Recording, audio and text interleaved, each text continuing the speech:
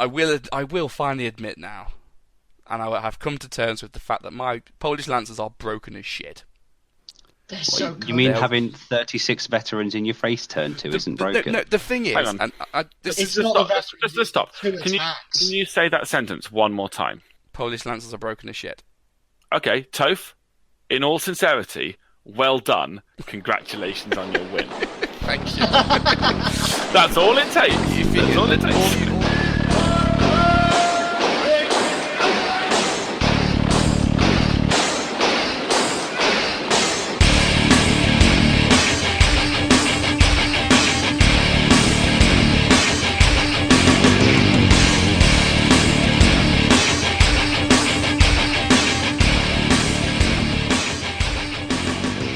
Hello everyone and welcome to episode 16 of the Juggernaut Bolt Action podcast. My name is Topher and I am here with three, I'd say beautiful, but is that a bit too strong a word, mildly attractive men. Hello Dan, Pete and Sheffy, how are we all this evening? I'm alright, how are you? I've got a cough. I don't know if you can tell in my voice, I'm like semi-dead. I've got that new China bug. Yeah, Not well, as whiny as usual. you see, you didn't call me the most good-looking guy around, so I don't know. But I've been at work all day and I've been coughing and spluttering. I came home, I filled myself up with Lemsip, feeling sorry for myself, and then my wife's like, Toph, the washing machine's like broken, can you fix it? So then I spent 2 hours fucking fixing that thing this evening. So I just can't be fucked anymore. Do we have to do this podcast? Yeah, we do, because, you know, we all turned up to your bedroom with our pants down.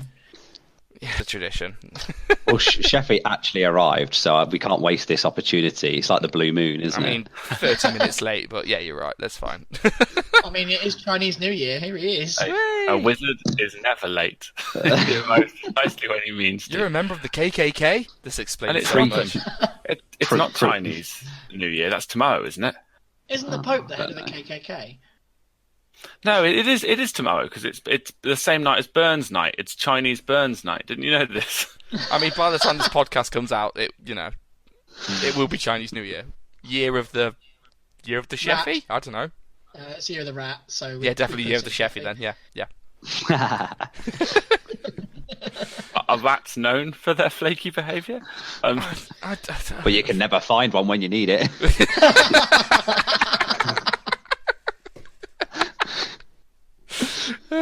So what you've broken me already. What we're doing this episode? What we got in store for all of our beautiful listeners? We've got Bolt Action. Bolt Action, We've got ripping on Sheffy. as is tradition.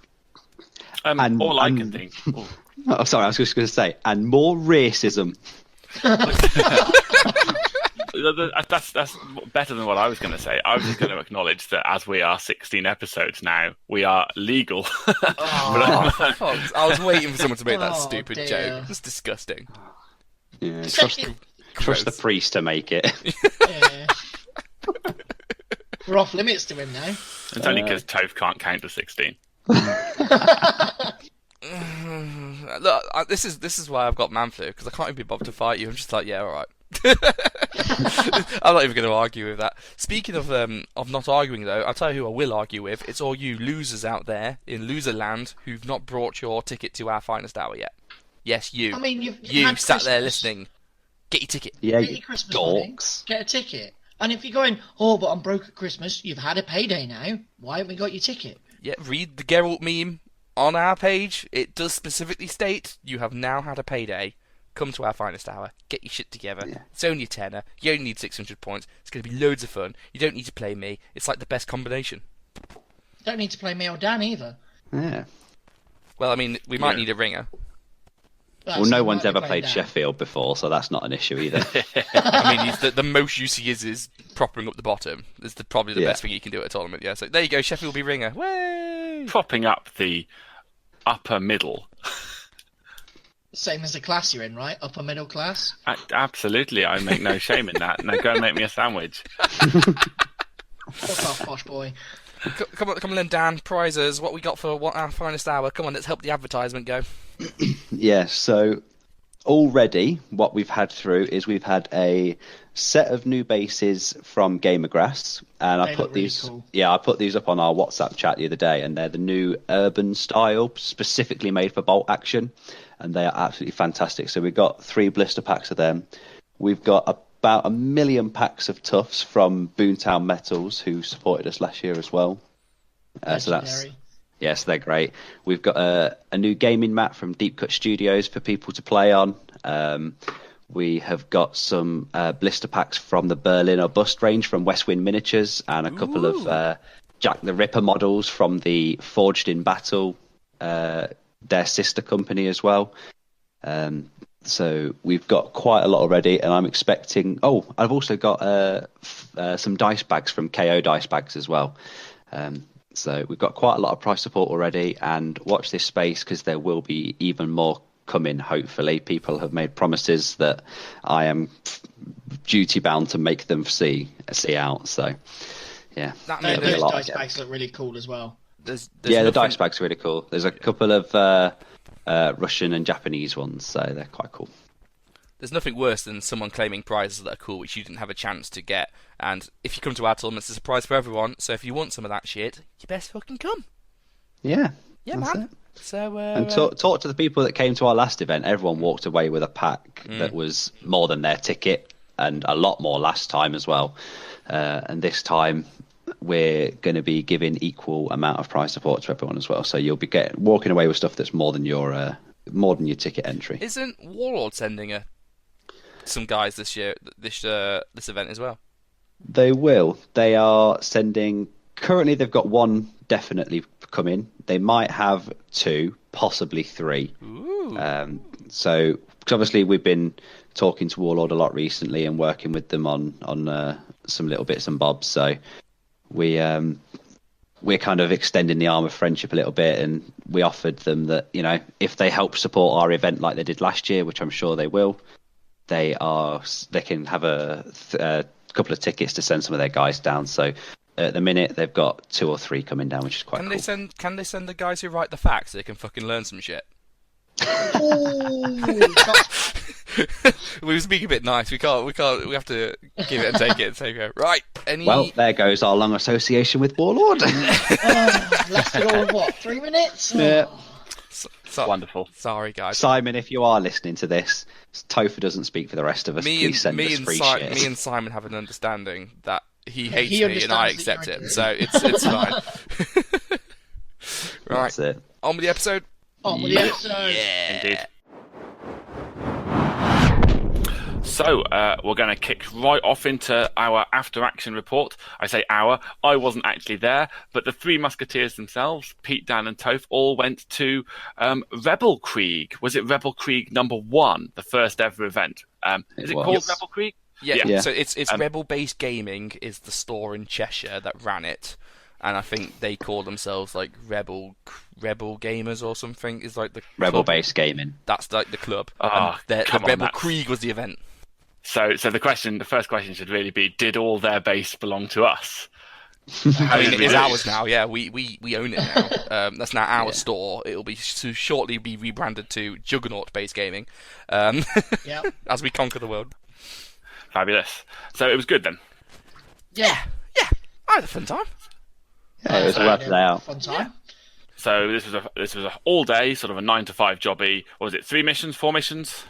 3 missions, 1,000 points. 3 missions, 1,000 points. And how many competitors were there? There were you 3 and 10, 15 others? 16. It was 16 people overall. 8 tables. That's not bad. That's a good size, actually. Yeah. So it was just a nice little chill tournament. I mean, it's why we probably won't go. This won't be a 2-hour segment because it's just a nice little tournament. We'll knock it out in a couple of minutes. I was good. Mrs. says. Giggity goo. Minutes, plural. Goodness me. If she's lucky. No. So just remind us what you took. Dan, you go first. I took my Belgians, which was a lot of Inex dudes, a couple of cav units, and then a few little toys. But that's about it. Pete, what did you bring? More men than sense. Oh yeah, 100 dudes. Yep, more men than sense. Fabulous. And Toph I brought all the cav, and all of the armored cars. Well, Thought you little weren't tankettes, going. Yeah. Yeah, no, it's quite last minute actually. I managed to free up my calendar quite last minute to turn up. You know. But the thing You is, say last minute. Me and Dan say we're going, and then what was it? 2 days later, you're going. I have a Yeah. problem. Don't hold this over me. You hold so many was things over me. Can I have it this was one, even please? worse. It was even worse than that because it Just was like one they sec. invited you in November. Talking of last minute, Pete, when did you wake up on that day? Well, I woke up in the morning. Yeah. What time were we supposed to meet? What was it? About 6:15 round toast? Yeah, and what time did you wake up and call me and Toph as we were an hour and 20 minutes up the motorway after abandoning you? About 7:20. Yeah, it's weird that, isn't it? Yeah, a little bit weird. Still got there on time. There was a brief 10 minutes where we were scared that Pete You had got to died. Chester in an hour. Pretty much, yeah. Pete's a Yeah. machine. You know what he's like. Fair play, mate. Fucking I Now, drive it- a time machine, not a car. Yeah. If the police are listening, he did exactly the speed limit all of the way, officer, sir. So yeah, it was an applauded moment because me and Dan were just like, right, is Pete dead? Probably not. And then we got the phone call, and then we were pretty sure he wasn't dead, but it was nice to know that he actually wasn't dead. You know. So there's a brief bit of relief because we do kind of care about each other here, and and that lasted about 5 seconds when Pete was like, "Oh, I was out drinking last night and I was on the pool." I was like, "Oh, fuck off, Pete! You slept Yeah, in I because mean, you're lazy. totally Get over it." Totally my own fault. Don't matter. No, Pete. If Pete was going to go, he wouldn't go quietly in his sleep. He'd collapse of a heart attack in the doorway of a KFC at 2 in the morning. That's the sort of bloke he is. Sheffy, KFC is not open at 2 in the morning. It'd be He a knows vacuum he eater. was there, Maryland chicken. banging on the window. Maryland is dodgy at 2 in the morning. It would probably be a chip shop that sells But kebab. But it's open. Look, let's keep. So Pete turned up in a strange way, but he turned up. That's fine. Yeah. I turn up, I walk in, I say hi to the guys who are laughing at me slightly, completely deserved. Yep. Get my army out, which took a little longer than necessary. Took him longer to get his models out than it did to drive. Pull a can of Red Bull out of my pocket, down that went, and off I went.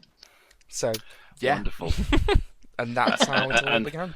nobody put their back out picking up a pasty at this one. Nope. I actually brought Voltron with me. It was in my army box the did. whole time. Yeah. Oh my That's god. fabulous. Such Hey, an old man. I'm prepared. There's a gamer tip for you. Make sure you go to your tournament prepared. Bring your army, bring your dice, bring some glue, and bring some Voltarol. Boom. There you Bring go. a full first aid kit. Yep. It's, man, it's doing what you got to do. I hear we have some categories, Toph. Oh, the usual 6 or 7 categories that we rate every single tournament, which is pack missions, venue, terrain, atmosphere, prizes, and TO organisation. And we give each one out of 5 for an overall score that we should then never remember. Wow, I'm so impressed you remembered those off the top of your head. It's almost like I'm I'm more reading the impressed notes. you listed 7. Well, pack and missions, they kind of sometimes are together in one topic, and sometimes they're not. And so scores are either out of 30 or 35, depending on the time, and it's neither here nor there. We Yeah, should it's really stop incredibly referring. We should really stop referring to the notes, by the way, guys, because if this is the sort of product we put out when we've planned the show, we should really hang our heads Yeah, in that's true. shame. That's true. We should continue keep up the illusion that it's all fake. Come on then. Pack/missions, guys. What did you think of the pack they put out? Easy I thought it was the 5. best pack they've ever written, by which I mean it was our pack and they copied it. They ran Juggernaut format, and then they ran with then they ran our missions, and they were very clear and just said, "Here's our rules." So I liked it. Yeah. I knew what I was doing. Yeah, It was almost like playing down at club. yeah. Yeah, it was great. And there was no confusions from any of the competitors. Everything was listed easily and concisely. It's just like a well-written pack. It was like, here's how you build your army. Here's what your rules are going to be. Fucking turn up and play. There Simple was You know, the really funny thing is the only confusion was around the Warlord rules. Yeah. There was a wonderful bit in sort of the lead up to it because I was in the group, the Facebook group for the event, and like a couple of people had asked, "Oh, what's happening with Tiger Fear? Why can't the Panzer IV have it?" And the tournament organisers using our pack just went, "Shut up." which is perfect. So you know that they got the spin of it. Shout out to Tim Macon, who did TO it. He's really good bloke. He's coming to our finest hour, so he's better than all of you listeners. Just saying. And yeah, he was definitely on board with the way we play. So 5 out of 5 from me. Yeah. It was the only problems that I kept hearing repeatedly were people that probably didn't play as much, haven't read as much as the rules from the main rulebook as us, so it's all good. Do they have a better club uniform than us? No. Good. Because we play naked. Dan, what's your score? Yeah, it's a 5, isn't it? It's our pack, so we know it's good stuff, 5 and out they of implemented it really well, didn't they? So Yeah, let's keep this going. Venue. This looked like it was some guy's rather nice gaming room in his house. It was that's not what it was. It was like an old converted farmhouse barn thing. So it had like old like slats along the roof and all that. It was quite quaint, if a little bit chilly. Oh, it was freezing when we first got in there. Yeah. And it was one of the days last week when it was like -2 all the way up. So the roads were icy as shit, and when we got in there, it was colder in the venue than it was outside. Can't be as bad as Got to Toast's positive garage. digits when No, it wasn't as bad as my garage. I think We've had worse. once Pete and you were in your garage, just a few guffs in, and it was just steaming up the walls. Pretty much, yeah. The only thing I'll say about the venue is it was very cozy, and they'd obviously rammed 8 tables in there, which meant getting around was a wee bit difficult. And I think they might have been better only making it like a 12 or 14 man tournament rather than 16, just to have a bit of extra room. It originally some was weight, that. mate. No, it originally was that, but then some twat said that wasn't coming. He decided to turn up on the day, and threw it all out of kilter. Some knobhead, yeah. That's my only. That'd be the only reason I mark it down, really. Yeah, I mean, the place that we were in, it kind of shares a kitchen with the small little cafe next door, which was fantastic, and they had table service throughout the whole thing. So people were coming up asking if you want drinks or if you wanted anything for breakfast or lunch, and it was delivered to you in the store as well, so you could have it there instead of having to go next door. Mate, that fry in the morning was fantastic. beautiful. Oh yeah, Oh, it was That really burger I had for lunch was gorgeous. Yeah. Definitely a good. I wish it was closer. I wish it wasn't like an hour and a half away. That's my the problem. The only issue is it was the venue was too small. Yeah. Really. But if you're going down for gaming night on their club night or whatever, and there's only about 10 people in there, I imagine it's the perfect location. Yeah, I'm giving it a 4. Yeah, same. Pete, That's a triple 4 for us. look at that. There we agreed go. quite a lot here. This is unprecedented.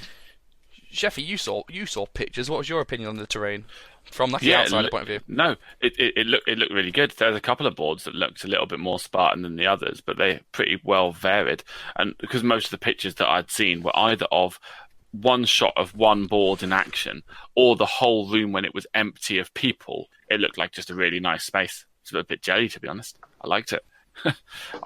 If I'm rating it, I'd give it a 4 as well, but caveat, not there. Only does one tournament a year. I mean, that was pretty on par. All the boards looked very pretty, and out of 8 of them, I'd say 6 were set up really well. The other 2, though, I had issues. I think it's more of an experience thing, because obviously this was their first ever bolt action tournament. I think they've only been playing the game for maybe a year at most, so they might not know, or at least have experience of how to set up boards in for tournaments. And I mean, I know a lot of experienced TOs who get this wrong, but there was one board I played on which was like a jungle, and it only had like 2 actual pieces of line of sight blocking terrain, which were like dense, and the rest was just soft cover, which meant you could sit on one entire half of the table. There was no terrain at all. It looked like there was loads, but it didn't actually do anything. So my first game was on a snow-themed board, which was really well put together, and there's loads of line of sight blocking terrain, loads of interacting terrain as well, like walls and hedges and stuff like that.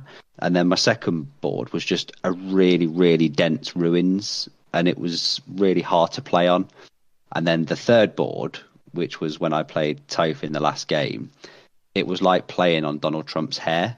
It was absolutely awful. It was Fake news. yeah. You always see these sorts of boards online in like battle reports and stuff. Oh, is it like the teddy bear fur? Exactly. Yeah, it's like the yeah. wavy, furry grass stuff, and it looks fine to play on. Then as soon as you get on it, your models never stand up. You can't roll dice on it, so we had to go and get a tray from the kitchen so we could actually roll dice on the board. It was really, really, really difficult to play on. So it left a little bit to be desired. Like none of the terrain had bases, so it was really hard to work out where it started and where it ended. So when it was like like those warlord ruins, it was lots of them, which meant when me and Dan came to the table, it was like, shit, right, how are we going to do this terrain? And we had to have quite a debate about it, going like, wow, we're going to set it up. That was the same with the jungle board I played on, because it all was just kind of there. We had to have the debate about it, and it just makes things much more complicated than they needed to be. Yeah. But it Got looked, much more sympathy pretty. for It Dan. was just, everyone has more sympathy for Dan, mate. Dan didn't bring an army that treats buildings as either the most single dangerous thing on the board or the single safest thing on the board. He brought 2 medium howitzers. What are you talking about? Yeah, but Toast that's Army all I couldn't brought. use the buildings. Plus like 40 dudes, and he had his own cavalry. Look, let's have this debate later. You're just being mean for the sake of it. Me? Mean to you for the sake of it. How dare you? So, terrain, I'm going to give it a 3. Yeah, Middle of the box road. standard 3 from me. Yeah, some were good, some I were played bad. next to that teddy bear board, and it was just I could see the issue with it. Yeah. Yeah. Shall we do the usual atmosphere triumph? Yeah. 5. 5. 5. Yeah. Everyone we met was really nice. I had 2 games, one against David, one against Steve, who were fantastic, and both of them said thank you for the game. I learned a lot during that, and everyone else we met during the day was really nice to us, so it was great. Yeah, I played one guy, and then I played one guy, and I was quite happy with that. And then I played his dad, and then I played somebody else. You love to keep it in the family, don't you, Pete? Love it. The only downside, the only negative, I don't know if negative is the right word on the atmosphere, is that because there were a lot of new players, I found I was having more conversations about how rules work than normal, which isn't a bad thing. I'm more than happy to obviously explain how rules work to people, but it just drags games down a bit. But I'm not going to use that to mark them down or anything. It's not like it's a negative. It was an observation. That's It not can't so be much helped. the atmosphere, though, is it? Nah. Because the people were really nice, and it's not like you had arguments. It was just more of a, by the way, how does this play? Because I'm not 100% sure. So it slowed the games down a little tiny bit, but we had plenty of time. It's not like we lost an hour at the start with bad matchups like a previous tournament. Yeah. So prizes? There were prizes. There were Double prizes. prizes. I won And some everybody got tufts. one. Everybody Tufts. got one. Yeah, I won some British infantry and the well bike blister. So if anyone out there in podcast land wants some well bikes, let me know. I got a British Osprey book, which was quite nice. Nice. That's that'll come back in the Hobby Lobby later, but that's quite a useful little prize for you, isn't it? Oh, very useful. I was quite happy. I mean, we were all crossing fingers for a box set or something so we could get one of the other guys at club into it and, give them the first hit. But, we're happy with what we got. It's raffled. Who cares, They took another leaf out of our book, didn't they? And raffled all the prices off. So if you won and you only got a certificate, and we've already said how we like that, so that's fine for us. And everyone got a prize because they managed to arrange it so there was. Guess what? Just as many prizes as there were raffle tickets, and everyone got one ticket. Bing, bada, boom. Yeah. And we got And a little goodie bag at the start. Oh, that was great. Yeah, that was great. And they gave when they were doing the raffle as well, they had one of those gay little bingo ball roller things as well, which was very it was right up your street, Sheffy. You'd have loved it. 2 fat tofers, 88. Bingo wings. But yeah, prize for everyone, and they distributed it very, very nicely. 5 out of 5. Yeah, agree. Yep. This is weird. I know, we're being very generous. Let's be horrible again. TO/organisation. We've agreed on most points. So I mean, we know what we like in tournaments, so it's not surprising that we pick the same faults and yeah. you review the same things. That said, TO organisation, though, I'm not going to give them a full mark. Tim was very good. It was very well organised. He wasn't sitting there for 3 hours waiting for the first round, and it was very well timed, and the scores went in correctly. Fuck me, that was great. I'm going to mark them down as let's do a 4 rather than the 5, only because, and this comes back to them being a new gaming group, some of the TO rulings were a bit dodgy. If that Can you give us, for instance? So there was one where the terrain. It was like one of those like 50-50 bits where you're either in cover and you're not, and obviously you've got an opinion, your opponent's got an opinion. It could go either way. You just need to roll the dice and 4 up it, don't you? And in those situations, they'd be like, well, let me pull the book out, man. It's just like, just 4 up it, you know, you know what I mean? And this was particularly made worse by those two. The teddy bear board and the jungle board, because neither of them were particularly well laid out, and they just made the game more stressful than it needed to be, which then meant when you was having a discussion about what should the terrain be, it just, it just, some of the things that came out were a little bit, really? That's not how the rule works, but, otherwise I'm extremely happy. Yeah. The only thing that I can pick them up on, it was that apparently exceptional damage isn't in combat. I mean, I went with the flow and got on with it, but I think it is. It definitely is in combat. Yeah, it is. It's any time you wound. I think it's just things like that. I mean, things like that you only learn from playing the game over and over and over. You know what I mean? So like, I can forgive them, as I say. It's a new group, and one day they'll get caught out. That's a big tournament. Yeah. Or they'll catch you out and there'll be egg on your face. Well, just pride comes before a fall. Well, that's the thing, isn't it? You know the rules, so you think you know the rules so well that every so often you forget what the book actually says. But that's the joy of being an experienced gamer, isn't it? And then we've all fell flat for that. Yeah. Yeah. I'm going to score TO as a 4. Yeah, agree. Yeah, they were nice all through the day. There was a bit of chat when obviously my opponents would have time to chat. So they got a little banter in with my opponents, so they weren't bored. So, it's good, 4. So that is a 24 out of 30. Solid. That's a solid score, yeah. I don't think there's anything more to say about that, really. Rebelkreig was a good tournament. They're doing some more, and I'd happily go along again. Yeah. Well, they did say they were going to do they were going to do a bigger. I think they were looking for like a 30-ish man event soon. So anyone out there who's around the area, it's a good fun day out. So. And they said they're going to get an outsourced bigger venue for that, which I approve of. Yeah. So, but I think they're as long as they still have table service, because I'm lazy and I'm not walking anywhere. That table service was amazing. Yeah, but good times. Good times indeed. Right. I'll ask, given that you've rated the tournament pretty well, how do you think you fared in general? Like, do you think you're satisfied with the list you took? Did it do what you wanted to on the day? How do you feel? Shall we do the final result score then of who came where? Yeah, save it for the end. I mean, it'll be obvious once we start talking about it. Yeah, it will be. So go on, Pete, you go first. Yeah, go on. So we have in 4th place overall, I think it was, and second allies was Daniel. Yay! Da-da-da-da. Boo, Belgians. Boo. Fucking useless shower shites. In 2nd place overall and first Axis player was me, surprisingly. Da-da-da-da. And as best overall player and first in the Allies was Toph with his many, many horses. Ba-ba-da-ba-ba-da-ba-ba-doo. I enjoyed that. Do you want to just? You know what, Toph? If I've got to come second to somebody, I don't mind it being you. Thank you, Pete. That means a lot to me, and I like that you were very kind in there. Dan and Sheffy, do you want to just throw your shit at me now? We'll get out of the way.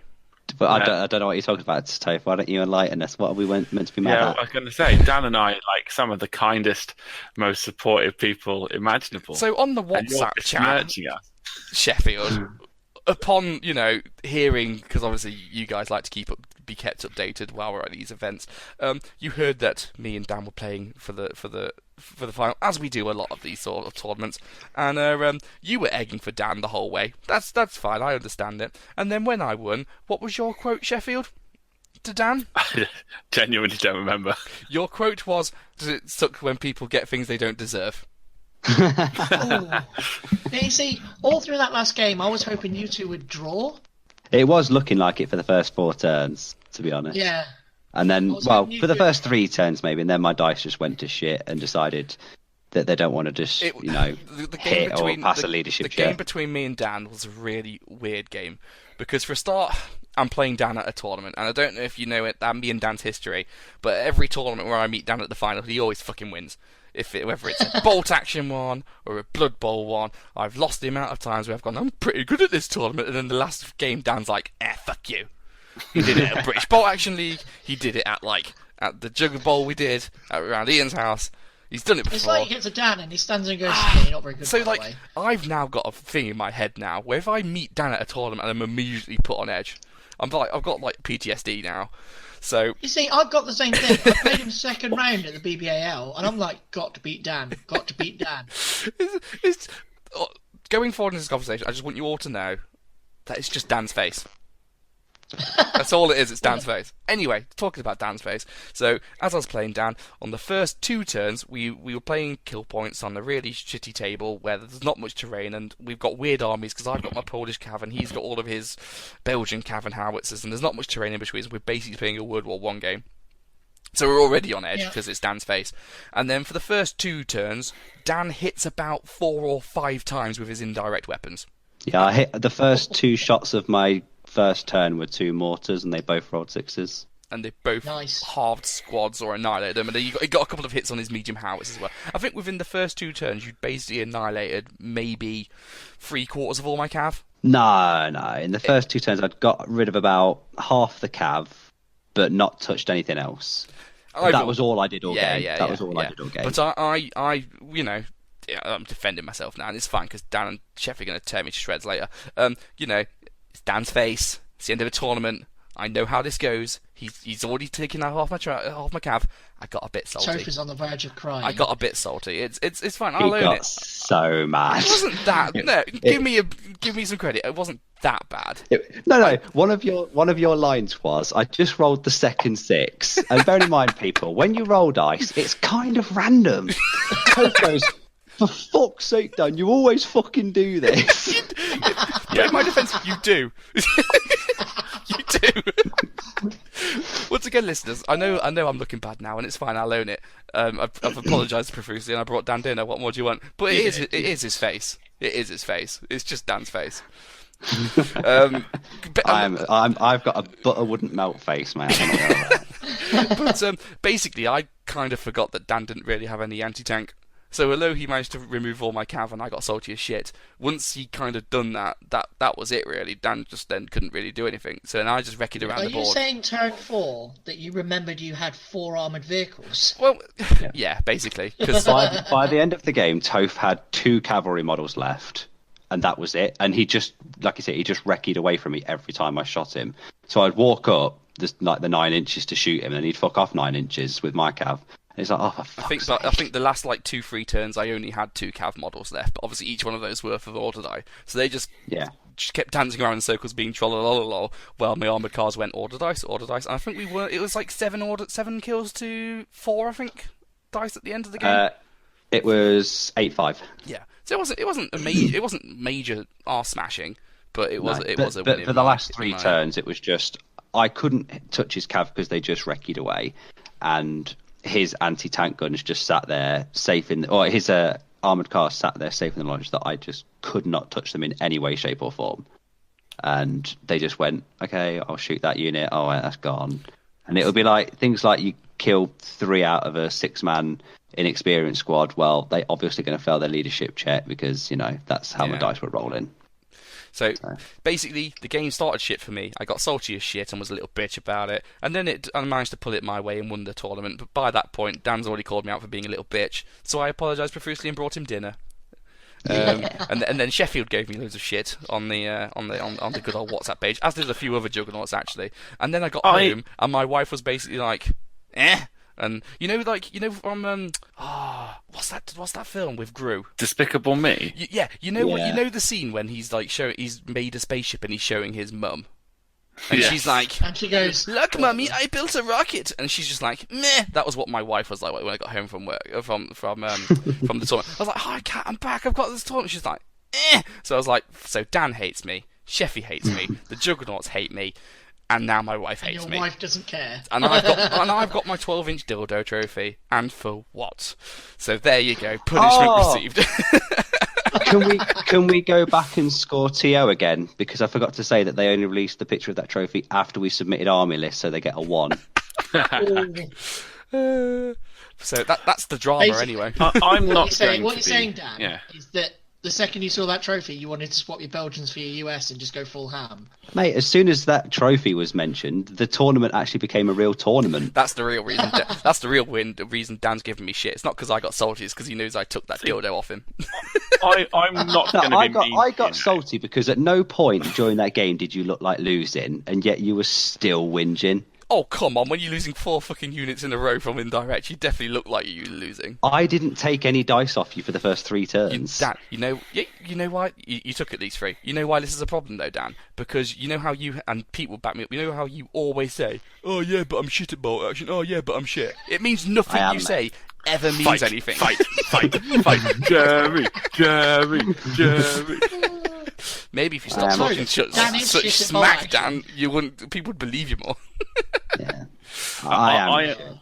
I should say, I'm not going to put any criticism towards Toph on this particular podcast because I'd be a complete hypocrite to him. Because all the things that he's complaining that he was like to Dan, I did to him on Tuesday night playing 40k for the first time in years. I was actually, so I was that guy. I was actually going to be the bigger person and not bringing it up, but we were playing 5th Ed 40k, and the moment that my Tyranid Trigon just knocked out a Lehman Russ in combat, it took maybe 0.4 milliseconds for Sheffield to start whinging about how monstrous creatures were over the powered.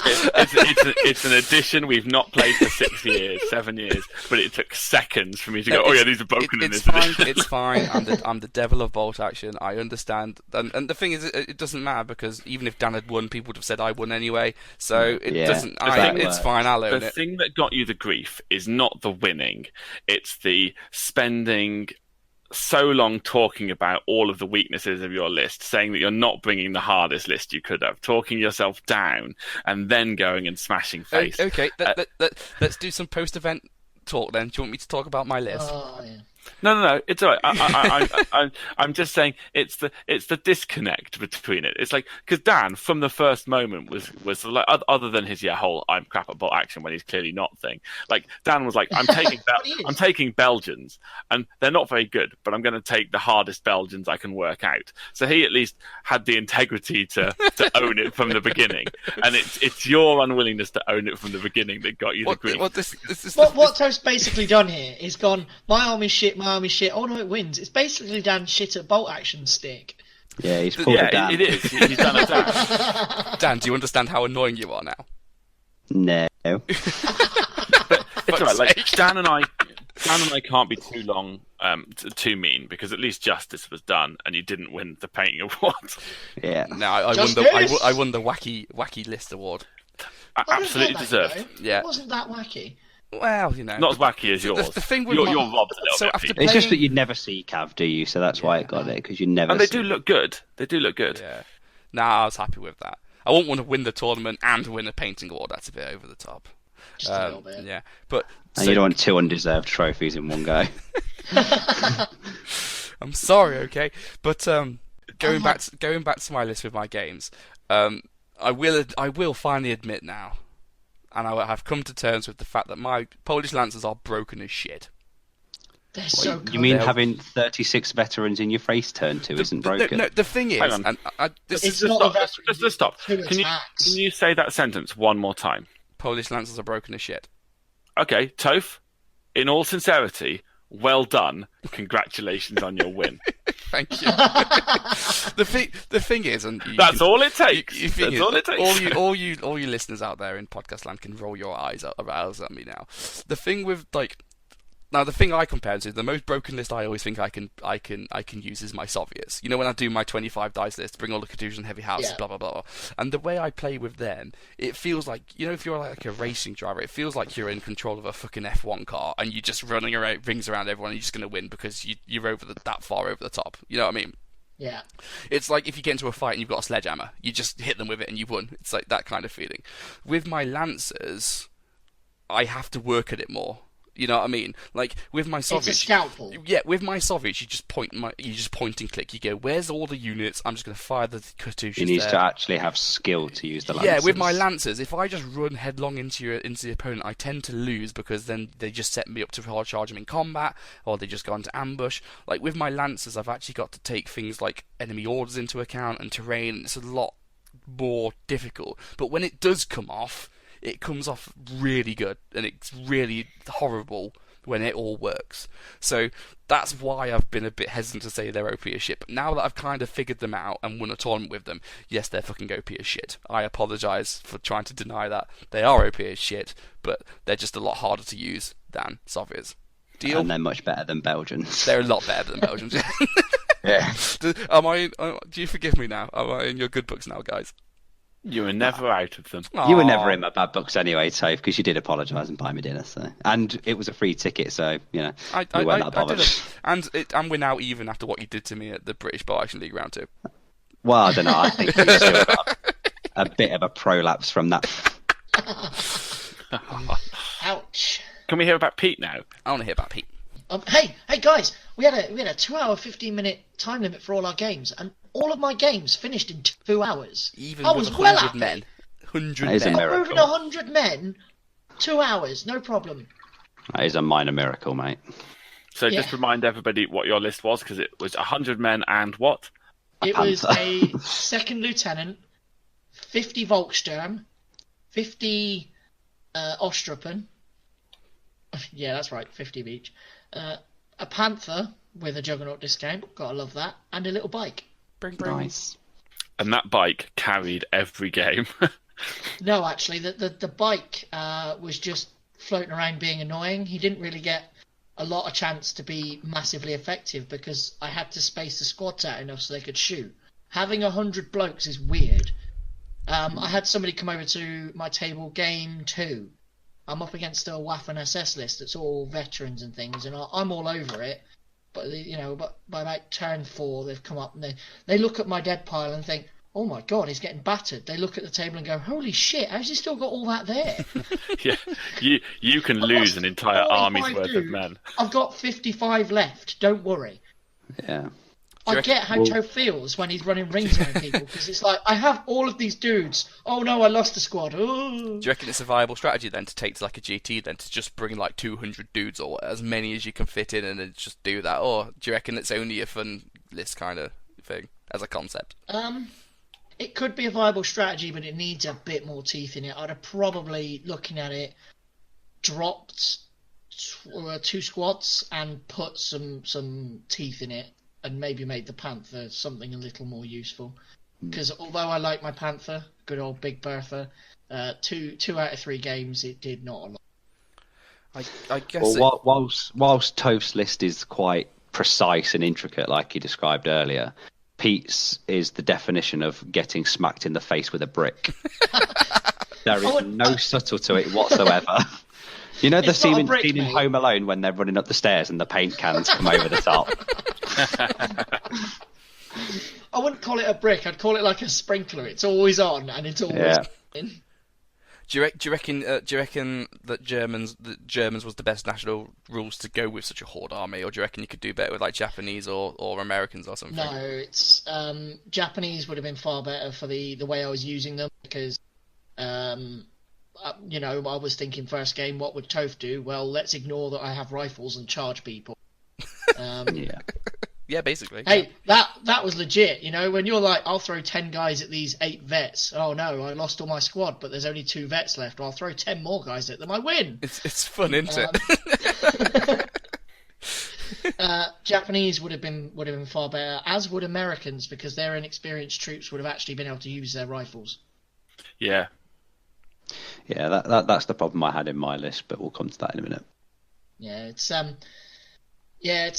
weird. I was there like this is odd. I mean, I had a Panzerfaust in every squad, so you can't really avoid my anti-tank either. Yeah. You know, you play avoid the Panther. I go, well, here's a guy here, here's a guy there, here's a guy there. First game, in fact, all three of my games because I spent the first 2 turns just bombing it up the board with 100 dudes. All 3 of my opponents turned around and went, their own words, holy shit, that's a lot of guys. How do I deal with that? I mean, it did look fun as shit. It was fun. I think I literally just bombarded them with, you're going to have to deal with this now, and they couldn't. Yeah, I reckon, like, I wouldn't necessarily want to play against Toph's cavalry list again at the club if I could necessarily help it. I kind of do want to see the 100 men again, because I think a few of us, I think everyone in the club should have a go against that. It just looks like a right laugh. I mean, Toph had a go with his cav, and oh god. Yeah, I absolutely demolished Pete. Yeah. Because it's click and delete. Yeah. The hardest matchup at the tournament I had was the Japanese list at the last game. And that's purely because I know how good those troops were, and I knew what I could charge and get away with, and what I just needed to get nowhere near. So, you know, there's a veteran engineer squad with a flamethrower, and there's 7 of them. I'm not charging that, no way. Yeah. I think my moment of the tournament came in my last game. I had my little beep, drove up. You know, next turn, out comes the first order dice. Oh, I'll move this squad over here, this Ostruppen squad, Fubar. Oh, all right, I'll shoot my own beep. All right, damn it. Okay. Wrecked from my own squad round the corner to get out of the way. Right? What the hell's going on there? Next dice, thought I'd wrecked into the right spot. Turns out I was in range. Suicide anti-tank guy runs up and blows up my beep. I'm like, that's a bit excessive. It's like the guy drove around the corner and saw this guy like, uh-oh. My time to shine. Nice. Go on then, Tintin. What about your list? Tintin. Yeah, so... Hergé was Belgian, wasn't he? That's right. Oh, I've got no idea. Wasn't Poirot Belgian? Yeah, he was. Yeah. Anyway, so my list. It was all right. First game was against a relatively low dice new player, so it was not an easy game, but it went my way quite well. Second game was a lot of veterans, and I think the guy had spent all of his points to take like 10 veteran squads at 5 men each with SMGs and assault rifles and all that shit. And it did not fare well at all. I tried to use my inexperienced infantry as a mobile gun platform, and it just didn't work at all. The Belgians get that rule where if you take 3 inexperienced squads, you get 1 free, but it's very much a red herring into thinking it's actually very useful. I think in a double platoon it would work well, because you can get 4 5-man squads for dirt cheap, and they can be your objective cappers, but they're not useful in game at all. So I think the Belgians could be good if you were to take things like the Chasseurs Ardennes and maybe drop the cav squad to 1 and have it bumped up to like 8 men, so have a couple of vet squads and a big cav squad. But at the minute, having the 4 NX squads with a couple of cav is just not good. Plus my dice on the day, I'd charge 10 men into a 3-man a 3-man Fallschirmjäger squad with assault rifles and lose the combat and die horribly, and charge a 6-man cav squad into a Panzerschreck team and lose the combat, and it just wasn't my day. So it's hard to judge because a lot of things didn't go my way on the day, but I still don't think it's the right list. I still don't think the inexperience is the way to go. You were saving it up for Toph. I mean, wasn't that like your 4th, 5th, and 6th game with your Belgians? Yeah, it was. And that's the first NX army you've played properly as well. Yeah, it needs a little bit of tweak. It needs a little bit, but things like, I think it was against you, Toph, where you had 3 cavalry left, and I drove up a truck and disembarked a 10-man squad at point blank range, and then when you go in, right, oh, I'm only hitting you on 4s, and I'm an inch away from you. That's really shit. And then you miss half of the shots, and then you only kill 1, and then when those 2 lancers charge you back and kill 8 men. It's ridiculous. And you just think, NX units are for assault, not for shooting. you need to charge because they're the same in combat Yeah. as they are as a vet. So Yeah. So I Yeah. think by dropping them down to maybe, I don't know, if you were to get rid of all the special weapons, it makes them cheaper, and then you can save the points. But also, the Belgians just do not have any anti-tank guns. They have nothing that is useful. You can take howitzers, but they're only a +3. You can get a light AT gun, but it's always on an open-topped Armour 7 vehicle, so they're always going to get pinned by rifles, and they're not very good. And they really suck. So when you're playing against people like Toph with 3 armoured cars and a tank in the Jugger format, it was just only going to end one way. It just wasn't very good. Yeah, so did you find the same thing I found with using inexperienced infantry as a whole for like the first time ever? Yeah. That you just can't do anything with them unless there's too many of them. Yeah, I mean, my guys, again, it's hard to tell because my dice were a bit shaky, but it seemed like they all failed all of their order checks or leadership checks. It seemed like they never killed anyone really from shooting. They probably only killed 2 or 3 models a game, which is shocking. And to be honest, I was using them incorrectly. I should have used them as more of either a charging force or a sit where I am and ambush you force. But I'm used to playing Americans where you move around the board and you go, fuck it, I hit everything on 3s. And it just it set me up for a big fall, I think. So, yeah, I just don't think they're quite right. Yeah, because the only way I got around using inexperienced, because my first couple dice out first turn, I was like, they can't hit shit. The only way I got around it was just, I'm a body, I will charge. But I was just going to say that on my first game, for instance, I was so used to just getting the Americans and strolling into the middle of the board confidently and just going, right, forced to hit everything, because you just take long range into account, and then you go, right, moved, long, shit. Oh, for fuck's sake. Oh, and there's a slight hedge in the way. Oh, it's 7s again. And then you do the next shot, and that's 7s again. Then you do the next shot, and that's 7s again. It's just, oh, Jesus Christ, kill me now. I spent a lot of time running instead of shooting because there's no point. Yeah, I ended up just doing that as well in the last game, but that didn't work either. I think a closing point, just to wrap this all up, is that bolt action is kind of inverse in regards to your difficulty setting when you're picking your army. Like, if you're a noob player, veteran's easiest to use, and then regulars like your normal, and inex units are actually really hard to use. So if you don't know what you're doing, they're kind of difficult. Yeah, They're I mean, really hard to get something out of. See, the reason people can do it so much with Russians is because their special reroll failed morale checks rule is really useful, but then they have weapons to deal with everything.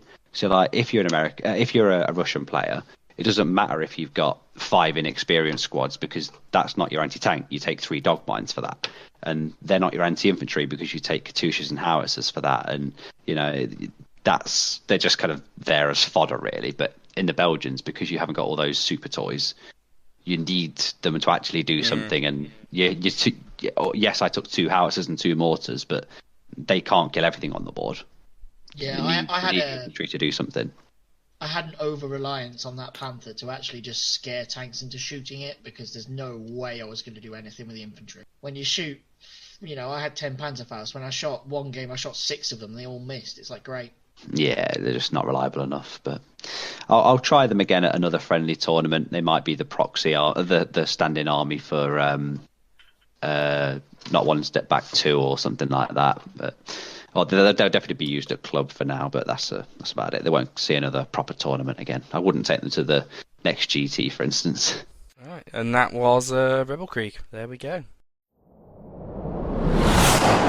Right, everyone. This week we are not doing a just the tip, just like Sheffield's not getting with his missus for the next few months. Hey! So we're going to move straight on to What the Fack?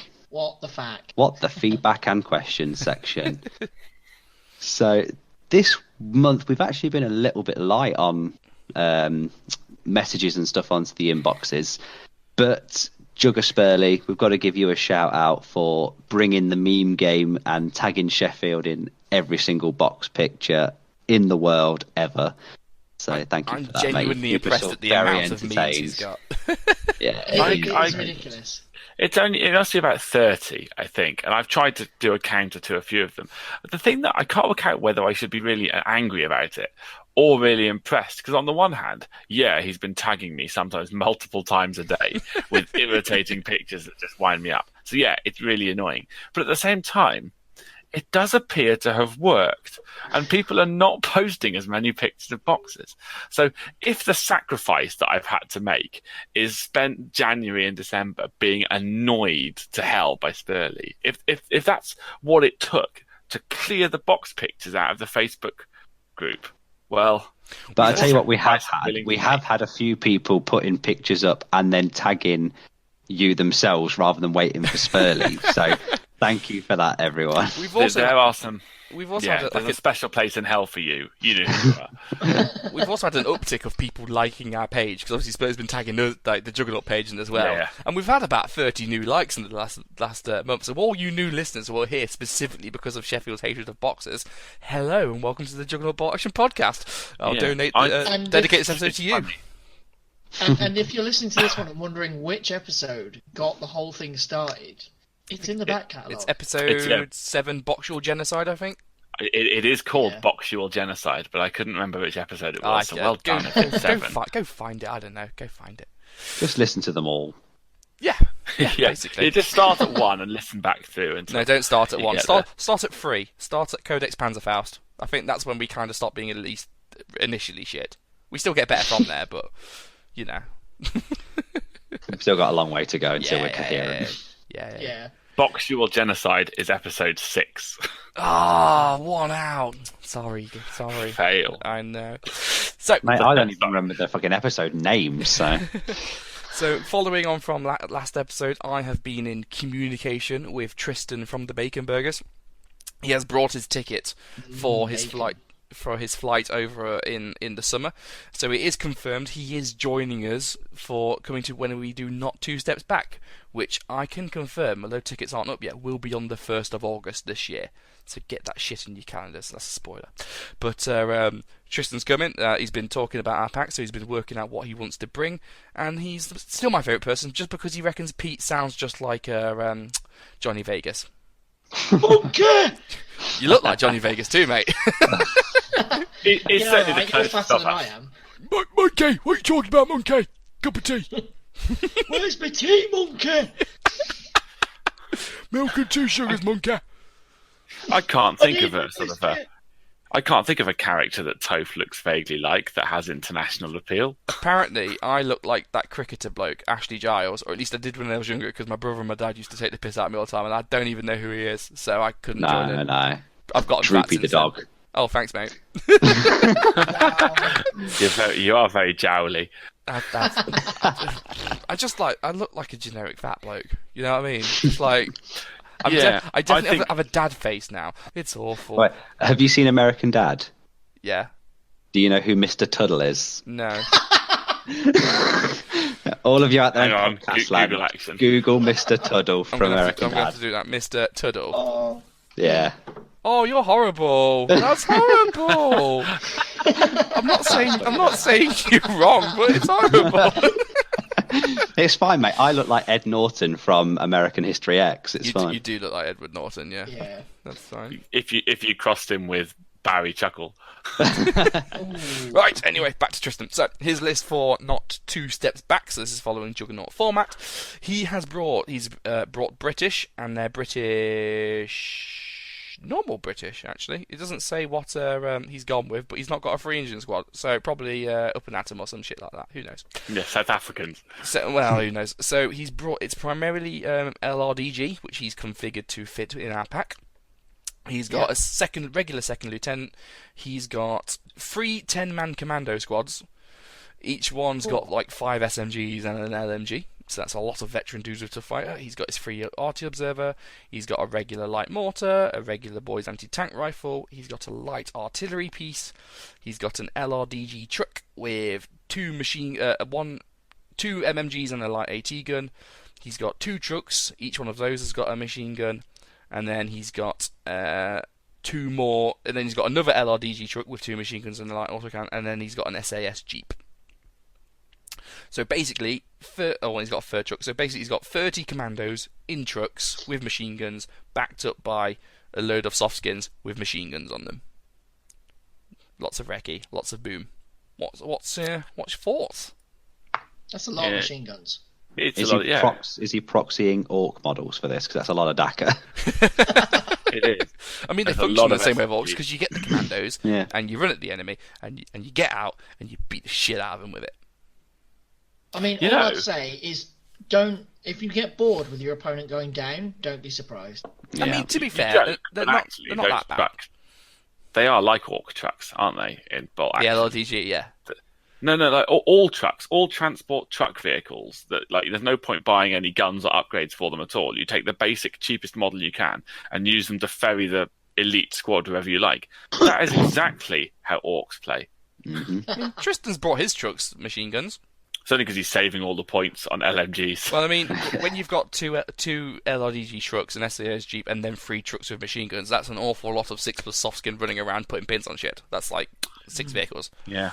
And as we know, that SAS MMG Jeep is the best tank in bolt action. 60 points for 4 machine guns on a vehicle is pretty hardcore, to be honest. It's still a soft skin, though, isn't it? Yeah. Yeah. Yeah. See, I'm looking at it going. Sure, it's a lot of machine guns, but if somebody's got any gumption to shoot you back, you're going to lose soft skins like it's going out of fashion. The only thing I'd We've say had is this conversation. he's not used his tank slot. Weird. Now, I don't know what the LRDG can take while being like themey, but like you're taking a fucking boys anti-tank rifle and a light mortar, and they piss me off straight away. Like, don't the Brits have Light some mortars are good though. don't the Brits have some cheap shit tank you can chuck in stuff for like 60 points, which pumps out even more machine guns? Do they have like a Panzer I equivalent? This is a legitimate question. I don't know.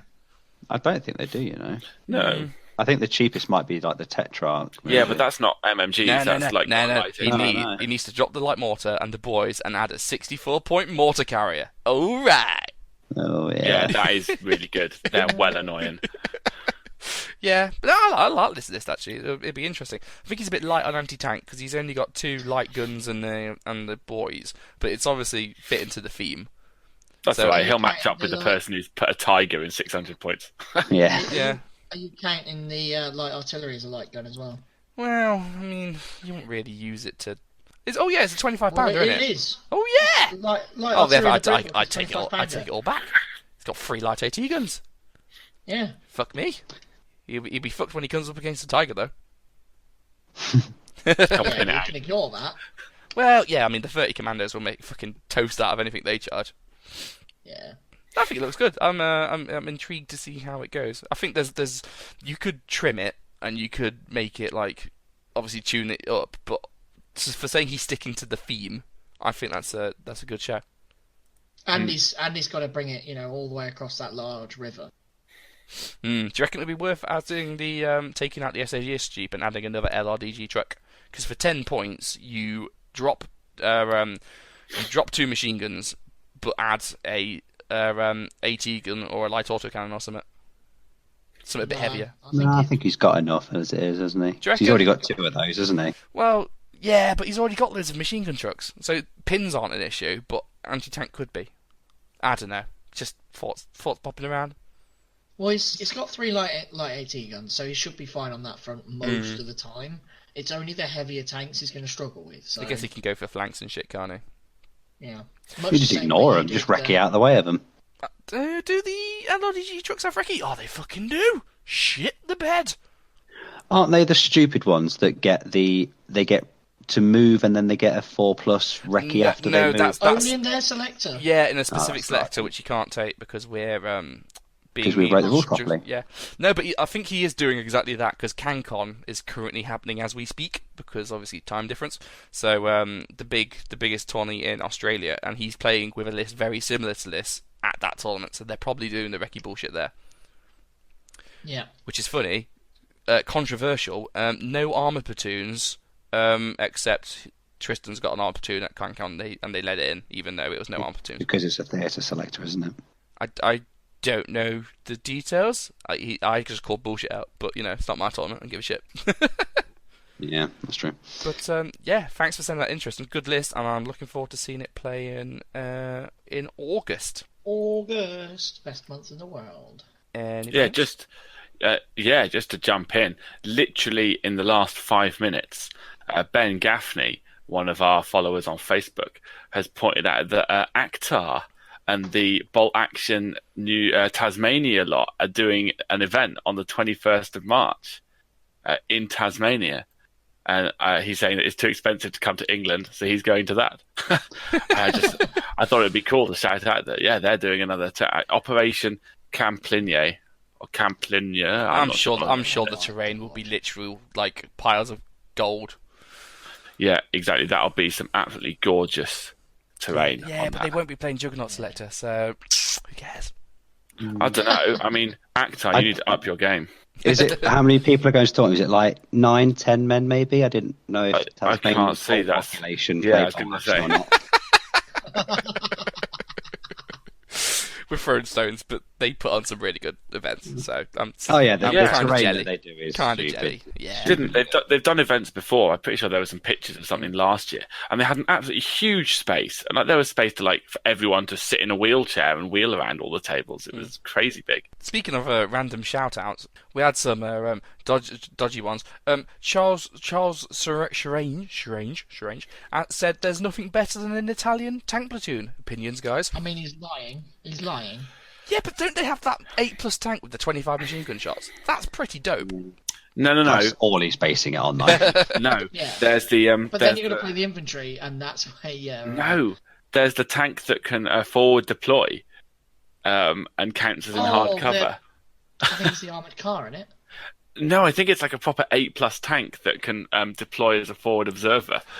Does it get to move as well? Well, no, I think it's just its deployment. I'm Charles, trying to think you what need it's in. to back up your claim.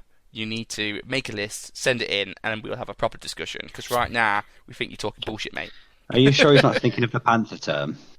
I don't know. Yeah, here you go. It's a Semavente Caro Commando, a vehicle in Western Desert. It's 145 points for a 9-up medium tank. It's only got a forward-facing MMG. That's literally it, and it's got the vulnerable rule. But it is Tank Hunter Command. The unit may use forward deployment where the mission permits. 145 points for a forward-deploying 9-up tank. That's worthless. Wow. Shush! It's fun. I would rather have that than take an FT-17. Okay. Also, the Magic Sky Wizard will make it rain fucking wands on your dice for taking a veteran MMG team. That's from Ali Omnicron, we call him. I don't know. Mr. Omnicron. It's Alistair from Home Guard Radio. Yeah, I don't know. He's talking Lovely some lad. proper. Is that because I'm taking an MMG team to Gaz's campaign? Yeah, day? veteran one, didn't you? Probably. Yeah. Do you reckon I'm going to lose all of my games for cursing Saint Jugger by bringing an MG team? I'm You're bringing going to lose all an your FT. dignity. Well, Okay. I'd none They of lose that your anyway. dignity. In fact, do you want me to blow your minds? I'm taking 2. Yeah, we had that conversation. That's like last episode. Yeah. Did we? Oh, Yeah, sorry. yeah. I actually think that that MMG team will win you a couple games there, Toph, and you'll be really annoyed that it's doing it. Probably known my luck. You'll be rolling sixes with it, going, "No, stop it!" Right, last bit of last email we received. Yeah, so this is a email we got from Frank. Yeah, we didn't call Frank. Talk to Frank. We're not that desperate. Talk to Frank. Hope you're doing all right, mate. So yeah, and if you're unaware of what that reference is, it's a UK thing. Drugs are Drugs bad, can okay? Drugs are bad. You shouldn't do drugs, okay? It's just Frank on the other end of a blower going, "Be a man!" So he comes in with can I have just a tip on flamethrower? Not yet, but we got one planned. We'll get there. And then he comes in with he's trying to set up a list that plays like Soviets but is German. So it's 2 platoons. You got a regular second lieutenant, a 7-man looks like regular grenadier squad, a 6-man regular grenadier squad. Both have LMGs. One has a Faust. Regular medium mortar with a spotter. A 233, whatever that is. That looks regular. A 258, which is I don't know what that is either. Looks regular. Then the second platoon, you've got a second LT, 2 identical grenadier squads, both 7-man with an LMG, regular. Medium mortar with a spotter, it's a copy paste of the one above.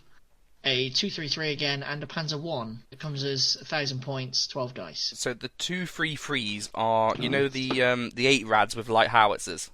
There's a lot of there's a lot of stuff that's You spent very 80 points on generic. LMGs. It's a lot of Yeah, And there's not much to say about it. It's a lot of dudes the and stuff. the but, 258s. it's just There's 80 bit points generic. spent on LMGs when you can spend it better somewhere else. And your Germans, where are your toys? So the 233s, they're the 8 rads with light howitzers. And the Okay. the 250-8, that's like it's a Hanomag with a light AT gun on it. And then they got the Panzer 1. Yeah, see, I get it, but you can do it. You can do it better with other nations, or at least in, playing around with bits. If you want to do it, go for it. But I like the 4 Really? squads, but you've not armed them correctly. The LMGs are a waste of time. Drop those. You've got then another 40 points to spend. You can either bump your squads up and buy another team. Your medium mortars are good. And the Hanomags, they're expensive. Not the Hanomags, the 233s, the 8 rads, they're good but expensive. 120 points is a bit much. I'd rather have a Panzer 3 for that level of money. yeah, exactly. And the 258, yeah, it's a light AT gun, but it's light AT gun on a half track for 115 points is a fucking rip off. It's too expensive. So That's the problem with all the half tracks, though. yeah, so and also when you're taking 4 vehicles over 2 platoons, you'd be better off just taking a tank platoon, saving your points, and then buying some trucks. yeah. So the first thing, if you made this a tank platoon, you could drop both lieutenants, because then that saved you 100 points. The 4 squads go down to 3, so you've saved another 100 points. You've got 200 points to play with then. Then you can add a command vehicle and trucks for your squads, and then bump your squads up inside. Drop the LMGs, bump some squads up size, gives them more Faust and some SMGs. Maybe a flamethrower or 2, and I think that would be a lot scarier. yeah, I mean, he says he's based it off of a DAC list that was mentioned on the Bacon Burgers podcast that had 2 triple 2s in them. But myself, for the 233s and compared to the 222s, I'd take a 222 every day of the week. Well, yeah, I'd take a tank platoon and take a Luke's because it's only 10 points more, and for that you're getting an 8+ instead of a 7+. I Yeah, mean, 8+ is very key. yeah, I mean the 258, 150 points for the half track with it. You could drop that, save yourself 45 points by just taking a second Panzer 1, and then you can spend those 45 points on just giving everyone Panzerfaust, and that's enough AT for you. It is. I know this is a really big aside, but it is generally one of the issues with the German book. Yeah. That's just really irritating. Is all of your armored cars, all of your 7+ things, which you've got so much choice of with all of the different weapon configurations.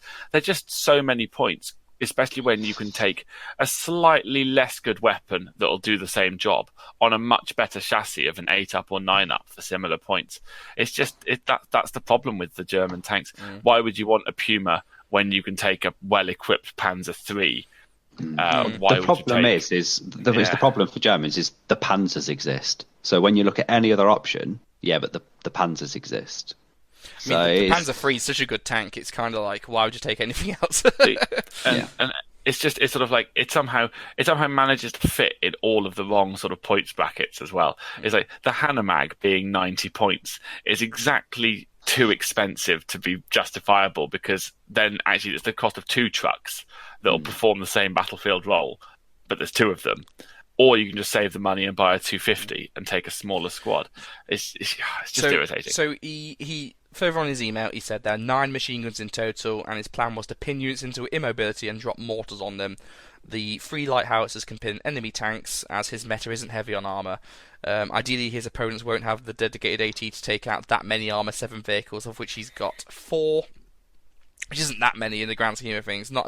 It's not enough to make you invulnerable just by quantity, I don't think, anyway. And once they have some pins removed, units will be able to advance upon the board, take objectives. I get where he's going. I just think there's better ways to do that. Like, if you want to have loads of machine guns, where's your MMG bike? Yeah, and also taking from just a tip we've had recently that Dan put out, 2 squads go forward, 2 squads hold back. Done. And holding back doesn't mean you bring in LMG, for fuck's sake. Just rifles are enough. Yeah. Yeah. Well, the German take LMGs are actually worth it. Because if you think about, because I've always said, when you think about LMGs, it's 5 points per shot, but because you lose one with the loader, the MMG for the Germans shoots 5 shots, so it's the only one that's actually worth it. All the rest shoot even 4, then. and then lose the 1. Yeah, so you but actually for the three same with for the same Germans, so points, far. you could just put a flamethrower in a Stern Pioneer squad. Yeah, You could. exactly. It's the thing is, an LMG is 7 SMGs. That's its Like problem. you could take this exact Yeah. list and just exchange each one of those Grenadier squads for like a Stern Pioneer squad with a flamethrower for like the same points, and it would be infinitely scarier. Yeah, it's just it is the problem. It's that if you've got lots of squads of like between 8 and 10 men, that you can give them all an SMG for the same points as it costs to give one of them an LMG. That's the problem. And There's so many better. And he actually said he's trying to build a list that people won't want to play a second time, and SMGs will do that to someone, an LMG won't. Yeah. See, I'd be tempted to, all right, if you're going to have LMGs, keep 2 of them for your holding squads, but then swap the squads that are going forward for something like Volks Grenadiers, where you can just throw them forward at people. You come with 5 assault rifles, for God's sake. Also, as these are, as I'd say, because these are all desert vehicles, where's your Schutzen, man? Get you LMGs for free. Ooh. That's what Yeah, I'd do. good point. Get one of the Western Desert Armored platoons. Get all your Schutzen with the free LMGs, and then fill your vehicles in for your stuff. And I reckon you could build something decent out of that. I reckon that's the direction I'd go in anyway. Yeah, if you're going to mechanise forgot about anyway, the Schutzen. you can justify Schutzen. Yeah. There you go. I hope we've pointed you in the right direction anyway, Frank. Now that we've spoken to you, talk to Frank. Now that we've been frank. We've Frank. spoken to Frank. Talk to Frank. Ladies and gentlemen, we have another philosophical question. And after the success that was, which tank is the best? We have another round ready for you. Are you all ready? For which team is the best? Dun, dun, dun, dun, dun, dun. Better than all the rest. Who is it this time, Pete? If it's not Tanker Turner. Tima Turner. Tima Turner. Oh, yeah. Or Tina Tima. Tina Tina Tima. This is the joke that just keeps on giving, isn't it? It is. Oh, Yeah. that's great. I think Dan just died of puns. Do you not feel the blood of Tina Tima flowing through you? No. No? Just anger at the minute. But Dan, which team is the best? Well, if we were to ask... don't need another team. I'm sure if we We were to just ask need Luke to which know the team is the best, he'd say the way. SAS Jeep. Right, let's set the ground rules. Team as in weapon team from the game Bolt Action, so infantry with a weapon. We're going to judge them as we did with tanks on rule of cool, historical relevance, and cheesy git. We'll give each one a score out of 5 and then rank them top to bottom, so by the end of this segment, you listener will know which team is the best. Who wants to start? I think I'll start with the classic, the ever knowing, the bring your pet to work day. Social doctrines. Soviet Bombard. Yeah, those things are amazing. Yeah. Do we really need to go into a detail about what a bomb dog is? No, probably not. Just for the uninitiated, it's a dog with a bomb. You send Congratulations, you now have your master's degree. You send the dog at the tank, and either the tank goes boom, the dog goes boom, or your own tank goes boom. Yeah. Something's going to go boom. Something. So I know people, rule of cool, I'm only going to give it mid-level because I like doggies, and it's a bit harsh that we Good they were blown doggy, out. good boy. Exactly. No. I don't like doggies, so I'm putting it right up there with the cool. I'm ambivalent. John Wick would give this a 1. Yeah. I mean, it's a cool concept though, isn't it? Kinda? Yeah. Obviously it's really cruel what they did to the dogs, but it's kind of, Soviet ingenuity. It's like we must hold back the they've done fascists. this. they've done this sort of thing for thousands of years, though, because they used to send in like wild boars and stuff to rip up the bellies of horses and stuff, didn't they? Using incendiary pigs on Rome Total War is so much fun. Yeah. It was the Romans realised that the squeals of pigs upset elephants and cavalry and horses, so they used to coat them in tar and set them on fire. Yeah. There was also the Mongolians used to Mongolia. They didn't like doing it, but they would set fire to horses and have them run into enemy encampments. Attack the shitty horse. Well, no, because the horse would go around catching, basically running into every tent possible, setting everything on fire, and then they'd go in the confusion and kill everything. Yeah. Oh, shitty horse. I don't know. It's a weird one to be cool, isn't it? Because it's like a horrifying thing, but at the same time, it's a dog with a bomb strapped to it that runs into a tank and explodes it. You know what I mean? Yeah. It's like, Lassie, there's a Panzer IV over there. Off you go. What's that? There's a tank coming over the hill. I mean, there's different versions, isn't there? Because looking into the border collie as you send it off to blow up a tank is really harsh, but strap that thing to a flea-bitten chihuahua and we're talking. Or, controversial, strap it to a pug. I don't like those things. Yeah. No, it is cool because it's just very Soviet. It's sort of like the most pragmatic and utilitarian approach to something, but with sort of a hint of slightly psychotic genius, which is sort of it's the sort of thing a Bond villain would do. And I think that's why I like it. It is the real history analogy to having a shark with a freaking laser beam attached to its head. Yeah. Yeah. So rule cool wise, I'm giving it a 3. I'll be honest, because it's not cool to blow up doggies. No, I think they're good fun, and they always give us a great laugh. And I like them when they're on the table. I'm going to give them a 5. I think they're a cool team. I know in game I like to commit a lot of war crimes, but I don't like the idea of a bomb dog really. So 2. I'm going to go with a 4. Technically, they are kind of cool, yeah, but at the same time, it's a bit horrible. I know that the whole you could point be expecting a call from Peter anytime soon. I know that technically the purpose of this whole which team is the best is to not take things too seriously, but to be petty and technical for a moment, the Soviet dog team don't have any dogs. They're an entirely optional aesthetic choice in the game, aren't they? So, because it's just 2 men. The team is actually the men and not the dogs. You could model it with like RC from Toy Story. Oh yeah. Yeah. So that's that just to piss off the historical players. Yeah, that's a 3.5 for cool though. Yeah. Historical relevance was actually there. Wasn't very effective, but it's relevant. So I'm going to go with a 4. They were highly effective at blowing up tanks. Just their own. Yeah. Just any tank. Yeah. It's a 1 from me, mate. They were a fucking failure. Yeah, they're awful. They're famously terrible. I'm with Toph. I think it's a 1. I don't know. I mean, it taught the Soviets to not do it. So the thing's so bad it taught them to not do the thing. Yeah. Yeah, sure. That's why I won't go with the 4. I'll go with the 3 because it's not cool to blow up dogs. Good job, you stopped doing it. Yeah, I'm going to go 3. Some went the right way, some didn't. You take your chances.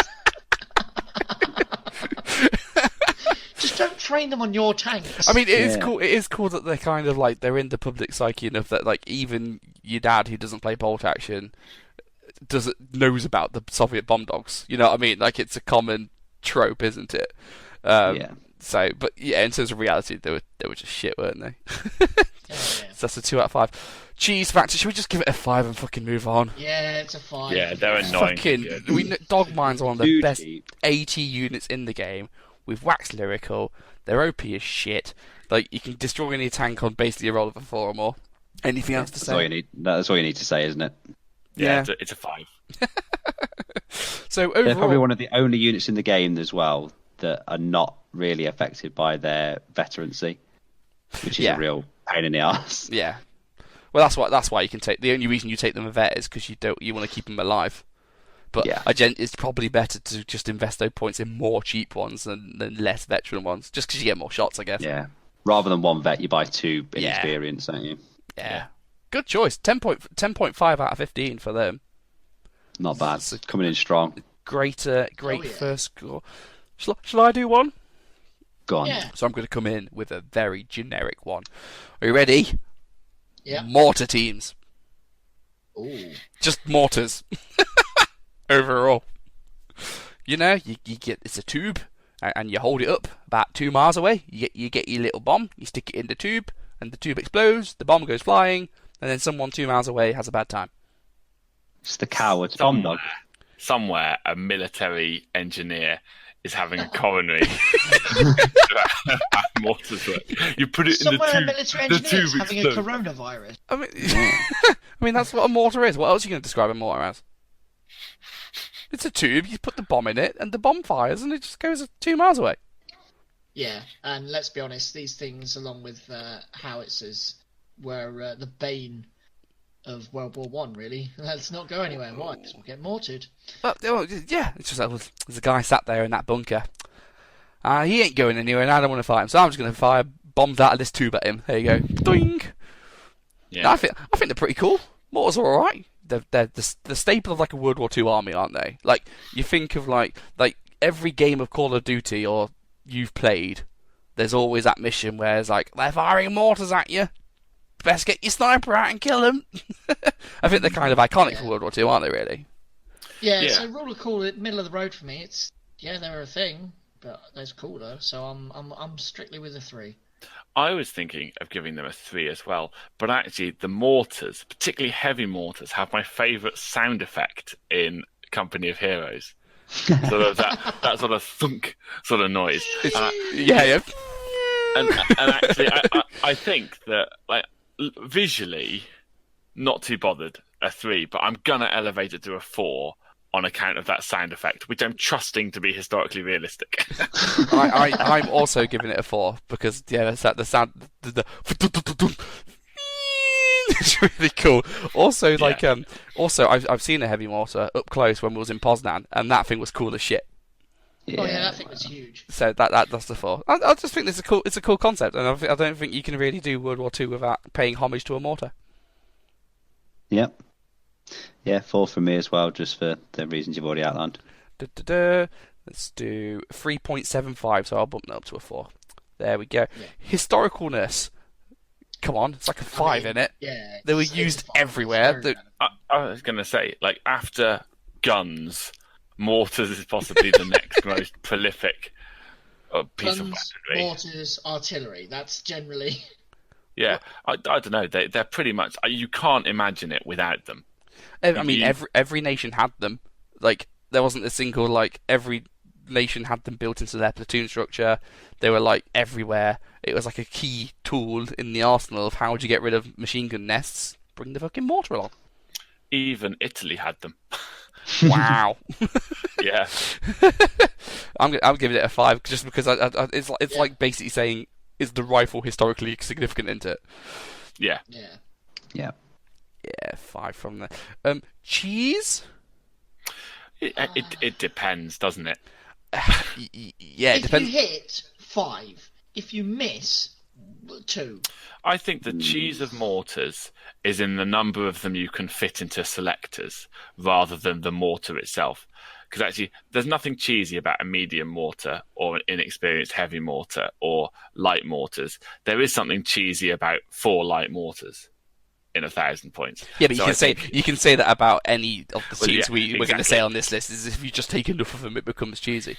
But they're roughly, of all the things in bolt action, I reckon they're probably the best costed things as well. Like, I never feel that mortars are too expensive for what they do. I mean, you see a lot of them, and I'd say they're pretty required in your list. But I don't think they're cheesy. I just think it's a staple unit. And heavy mortars I are. honestly think you could run without them. Yeah, and heavy mortars are really good when they hit, and I'd say heavy mortars are pretty nearly cheesy. But then that's balanced out by light mortars being a bit shit. So I think they're pretty middle of the road, really. I just think it's a good, solid choice, really. Yeah, they are the perfect 3. Yeah. I mean, I'd say a 3. Yeah, we've done just the tip on mortars, and I think they're really good. I wouldn't.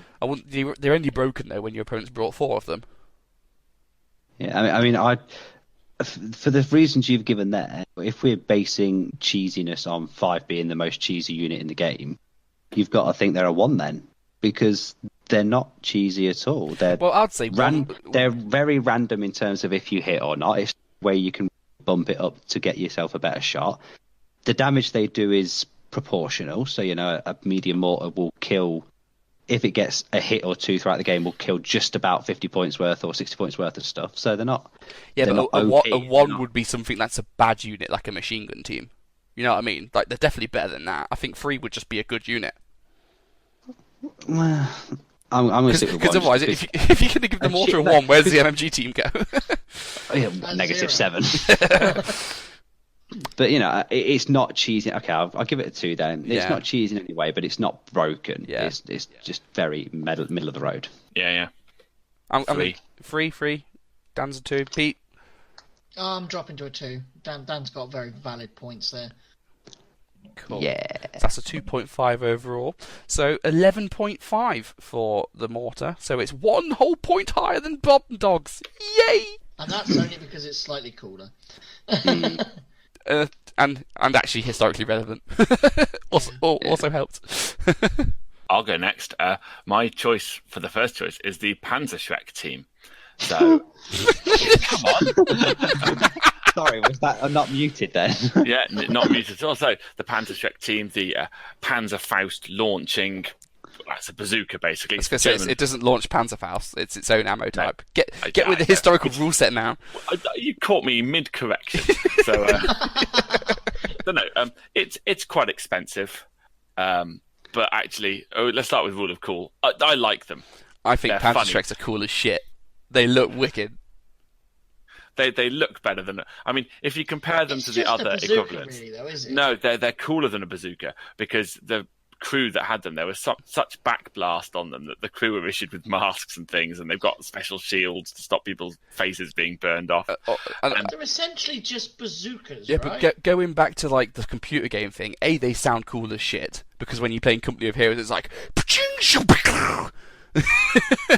They've got that nice like clip sound, and also like how cool is it when you play Medal of Honor and finally you get the Panzerschreck and you're like fuck yeah, and you go and kill tanks with it. It's so cool. Yeah, I'll say this as well. Sorry, just quickly. Imagine to some of those 30 odd people that have liked our podcast over the last couple of weeks coming on here thinking, oh, do you know what? I might listen to these guys, see what they have to say. We're going here going. The historical accuracy we get from playing EA Sports games. Yeah. No, I don't give a shit. Panzerschrecks are cool. Yeah, I was gonna say, and if you needed convincing, if you're there, Pete and Dan, and you're thinking, I don't think it's very cool. Remember, how satisfying is it to kill infantry, particularly officers, with Panzerschrecks in the game? Yeah, medics. How much more satisfying is it to kill them with that than with any other weapon? It's. I don't know. I don't use my Panzerschreck. That's because your Panzerschreck tends to be on a stick in your Japanese army. No, I get it. It's really satisfying to kill a tank with a Panzerschreck. There's just something about it, like when it all comes together. It's like you hit, you go through the armor, you smash it to pieces. There's just like, yeah, it's really cool. No, I love it. Panzerschrecks are great. It's just a shame that happens once every 5 games. We'll come to that bit. Yeah.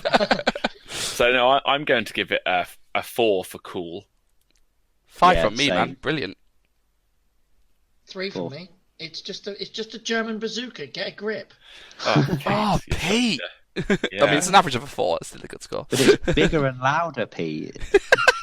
Yeah, but so's an American yelling bang. Pete.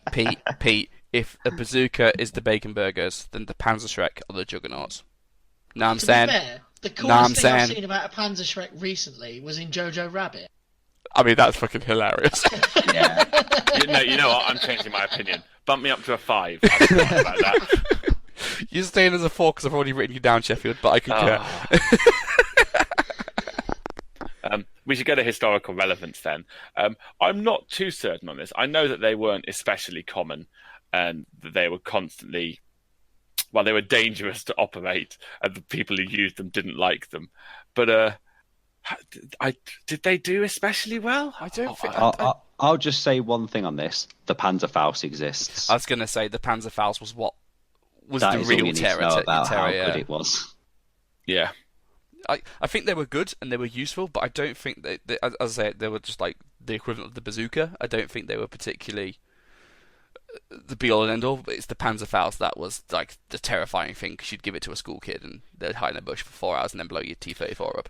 Yeah, exactly. That you had to be trained and you had to have a dedicated purpose within your unit to have a Panzerschreck, and you'd operate with a loader, where you can give any old dude a Panzerfaust. Yeah, I think most Allied tanks were knocked out by like Panzerfausts and other tanks, really, rather than the Shrek. Like, it had its use and it did what it did and it was good, but I don't think it was like, I don't think it warrants much like fame and fortune. Yeah, I'd give it a 2. Yeah, I'm thinking 2 seems fair as well. It's my pick, so really I should be putting it higher. But guys, the Italian Social Republic used it. Well, it was really shit then, weren't it? Is that a 1 from you, Dan? Yeah, it just wasn't very widely used and wasn't very good, was it? So I think it was good, to be honest, at what it was supposed 2. to do, but I don't know. 2. Historically, it was good enough for when it was needed, but they didn't have enough of it. As with every German bit of kit. Yes, exactly. I'll put a 2 point. I'll round up a 1.75 to a 2. Then there we go. Cheese score. Well, it's going to be low, isn't it? Let's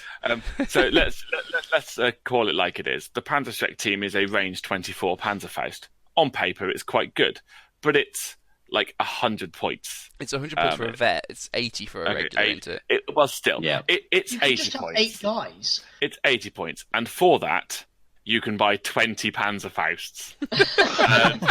That is everything you need to know about why the Panzerschreck is rubbish. yeah.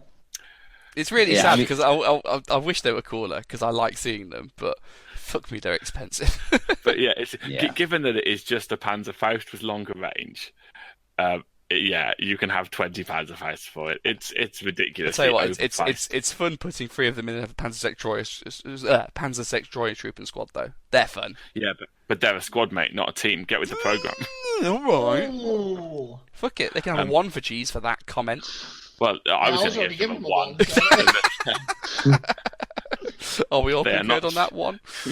Yeah, they're just too expensive what they are. Overall, the Panzerschreck only got 7. Wow. Oh, no. Flying high. It's the FT-17 of teams. No, the FT scored really highly, mate. Okay, so my first pick is going to be the old flamethrower. The best weapon in the game. So first off, rule of cool. Who doesn't like the idea of some Jiminy Billy Bob and his cousin Urkel running up to a bunker? You go, "Hey Urkel, watch this!" Burns them all out. Some lizards. Listen to this German squeal. Woo! Squeal, piggy! Hey Hans, I can have cooked American. We're joking about a war crime. That was gonna be my point, though. Like, it is a terrifyingly horrible weapon that, like, seriously disfigured people and was banned. Yeah. It by was the so Geneva Convention. terrifying that they banned it. Yeah. It is. I think it's one of those weird things. I know that we haven't had any go back to 40k in this podcast yet, but it basically is. In 40k, the ridiculous, brutal, hyper, over-the-top vision of a dystopian future, the flamethrower is cool. And then you remember it in reality, and it does take the edge off it somewhat. So it is cool, but it's also a sort of a slightly macabre coolness. I think if you ignore the people dying bit and just focus on just focus on the dude. Just focus on the dude firing it, and when he's got a massive jet of flame coming out the end, how cool does that look? Especially when he has a cigar and he lights the cigar on the flamethrower. Yeah, but think as well. Every bloke, when they're starting to do a barbecue in the summer, the one thing you do is you take control because you want to make a massive fireball at some point, like a flamethrower, and it's just fucking cool, isn't it? I mean, your willy does feel at its best when you're flipping burgers on the barbecue. That is To be life. fair, to be completely fair, everybody given the chance to fire a flamethrower would take it. Oh, obviously, yeah. They're also the source of some of the the most satisfying moments in bolt action. Is there any feeling better than your opponent's flamethrower running out of ammunition when it's missed? Is I put it to you, there is nothing more satisfying in the game of bolt action than your opponent getting a unit out of a transport, about to flame your unit, missing, then rolling a 1 and disappearing, knowing that their vehicle's going too. There is nothing better than that in bolt action. Yeah. Sold. 5 out of 5. Yeah, 5 out of 5. For really cool.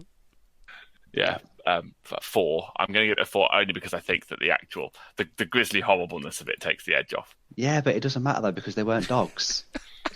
So, Pete? I'm already on a 5. I'm sold. 5. I'm not allowed to give it a 6, am I? Historical.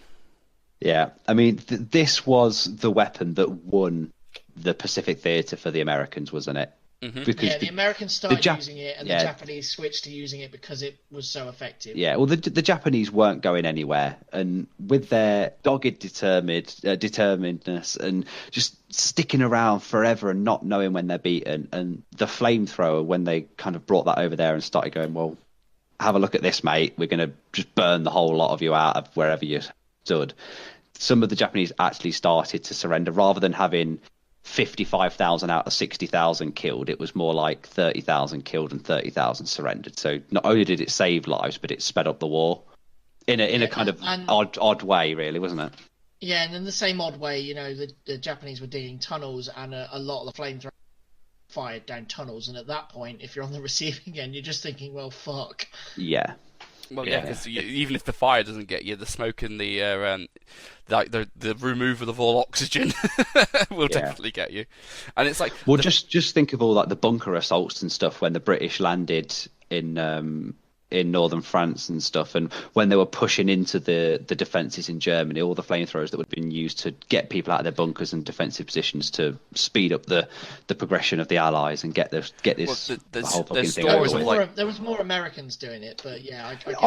Yeah, much more because they had much greater ability to procure these weapons rather than the British, who were just spent most of their time just worrying about fighting rather than developing new stuff. But I think the stories of like entire German like bunker complexes surrendering at the sight of a Churchill Croc, like they'd see the Churchill Croc coming at them and go, "Fuck this, let's not fight." Yeah. So that alone just kind of says, "Yeah, fuck me." Yeah.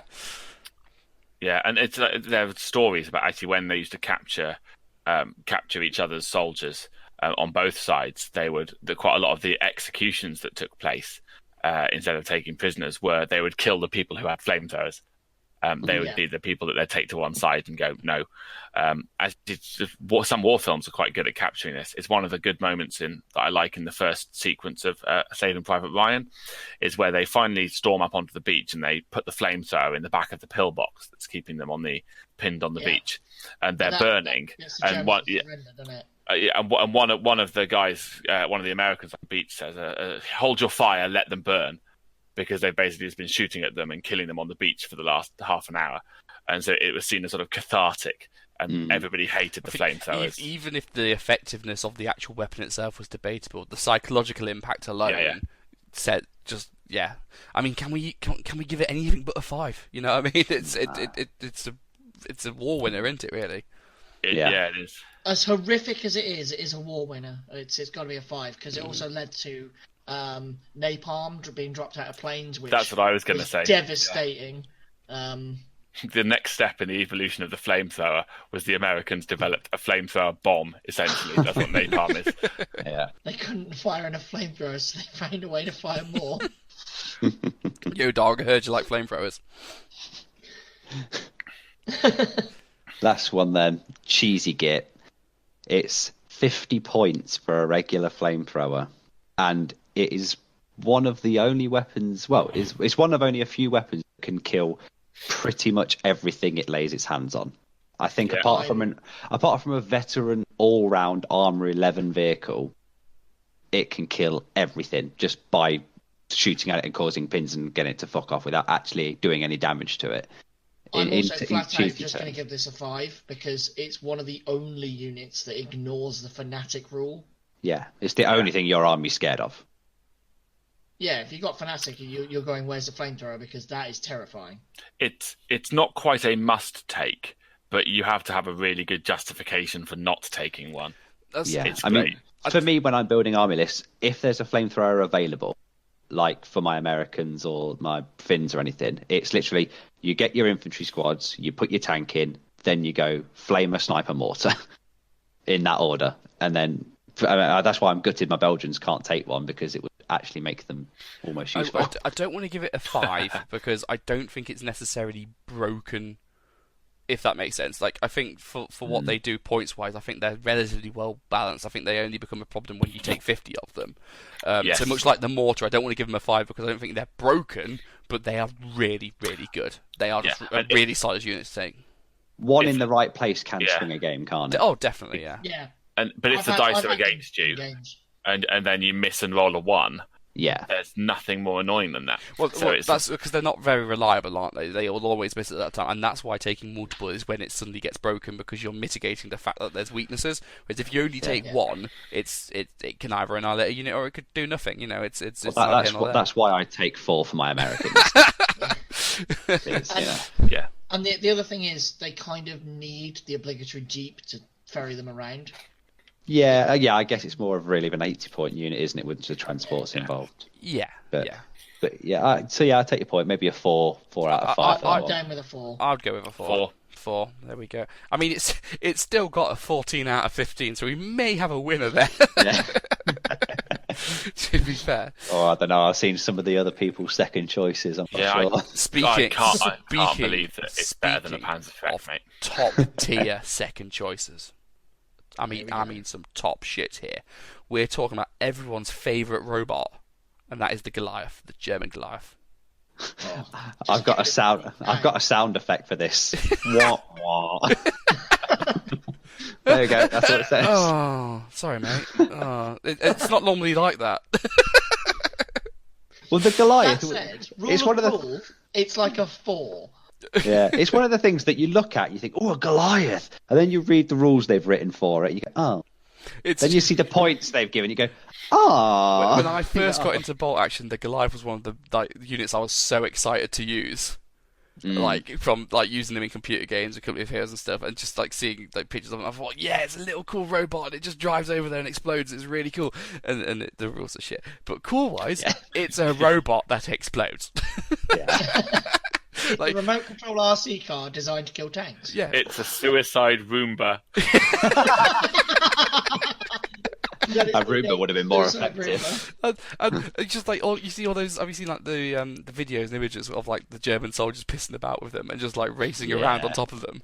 Yeah. It's like, I want one. I want one to play with. It's just so cool. It's a 5 out of 5. I don't see how you could give it anything less. It's really cool. It is cool. I should say that again, just to link it to 40k for just a moment, is one of these the Imperial Guard could always take was a Cyclops demolition vehicle, which was based on the Goliath. That was the real thing. And the Cyclops was a demolition charge that you drove at the enemy and exploded, and it was amazing. And it's so disappointing that in Bolt Action, it's nothing like as good. I've got 5 of the Forge World Cyclopses as well. Yeah. Says it all, doesn't it? See, I'm only giving this as 4 because it's not as fun as a flamethrower. See, I'm only giving this a 4 because I know there will have been one German out there that started playing with it to drive it towards a tank and then thought he was like a Ski Electrics or RC rally thing. Started really driving it like a knobhead and then getting sniped in the head. He's going, I'm having so much fun. But it does look like a contestant on Robot Wars. It does. So I'm giving it a 5. I don't care. Sheffy, what are you thinking? It's a 5. I love them. I was going to say, looking down the lists of all of the ticks that we've got and haven't talked about yet, if I could own any one of them personally, if I could have one in my house, I'd have a Goliath. You'd have a suicide Roomba. You mean you wouldn't have a dog which you strap bombs to? You wouldn't have a flamethrower? Are you kidding me? No, I'd rather have a Goliath than a flamethrower. Oh, Flamethrowers are messy, man. Goliaths are clean. Historical relevance? Like one. It's one of Hitler's like, or like the Germans kind of like, hey, look at us, we've developed yet another weapon, and it's like, yeah, great. I mean, this is like a weapon. Didn't it only have like the range of whatever the cable was? Yeah, and then if like the cable got hit with like, I don't know, a mortar shell, or if like an errant tank just drove over it, it would immediately shut off the wire to the Goliath, which would stop working. Like, why do you think there were so many left over for the Germans able to ride around on? It was because they were shite and you couldn't use them in combat. I mean, did they actually get any kills with these? I think they used them against like if they were like Buildings, assaulting yeah. a bunker. Yeah, I think they were really good at that kind of thing because you just drive it in up from like a defender position. But I don't think they did anything more than like a mortar or flamethrower or like artillery barrage would have been able to do. You know what I mean? Yeah. I don't think they were that good, really. Like, I'll give them a 2 rather than a 1 because yeah, you can use it against the bunker. But let's be honest, no one's singing the praises of the Goliath. I'm on a 1. I think I'm 2. more of them failed, and then the Americans are like, what the fuck is this little thing? The Americans are like, oh, they designed a go-kart. Yeah. And the Americans just put Budweisers on it and used it in the trenches. Ooh, delivery. Are we all giving a 2 for that? I give it a 1. Oh, what was it? You, Sheffield? Two? A 2, yeah. Let's do They a built 1.5 nearly, then. mate. They built nearly 8,000 of them. Fuck me, did they? Really? Yeah. Shit, the bed. So I'm on. To be fair, I am on Wikipedia. But yeah, it says between 1942 and 1944 they built. Oh, so it's a 7,564. Fuck me. It's not no wonder they hard lost to, the war. It's not hard to blue tack some C4 to a mobility scooter, though, is it?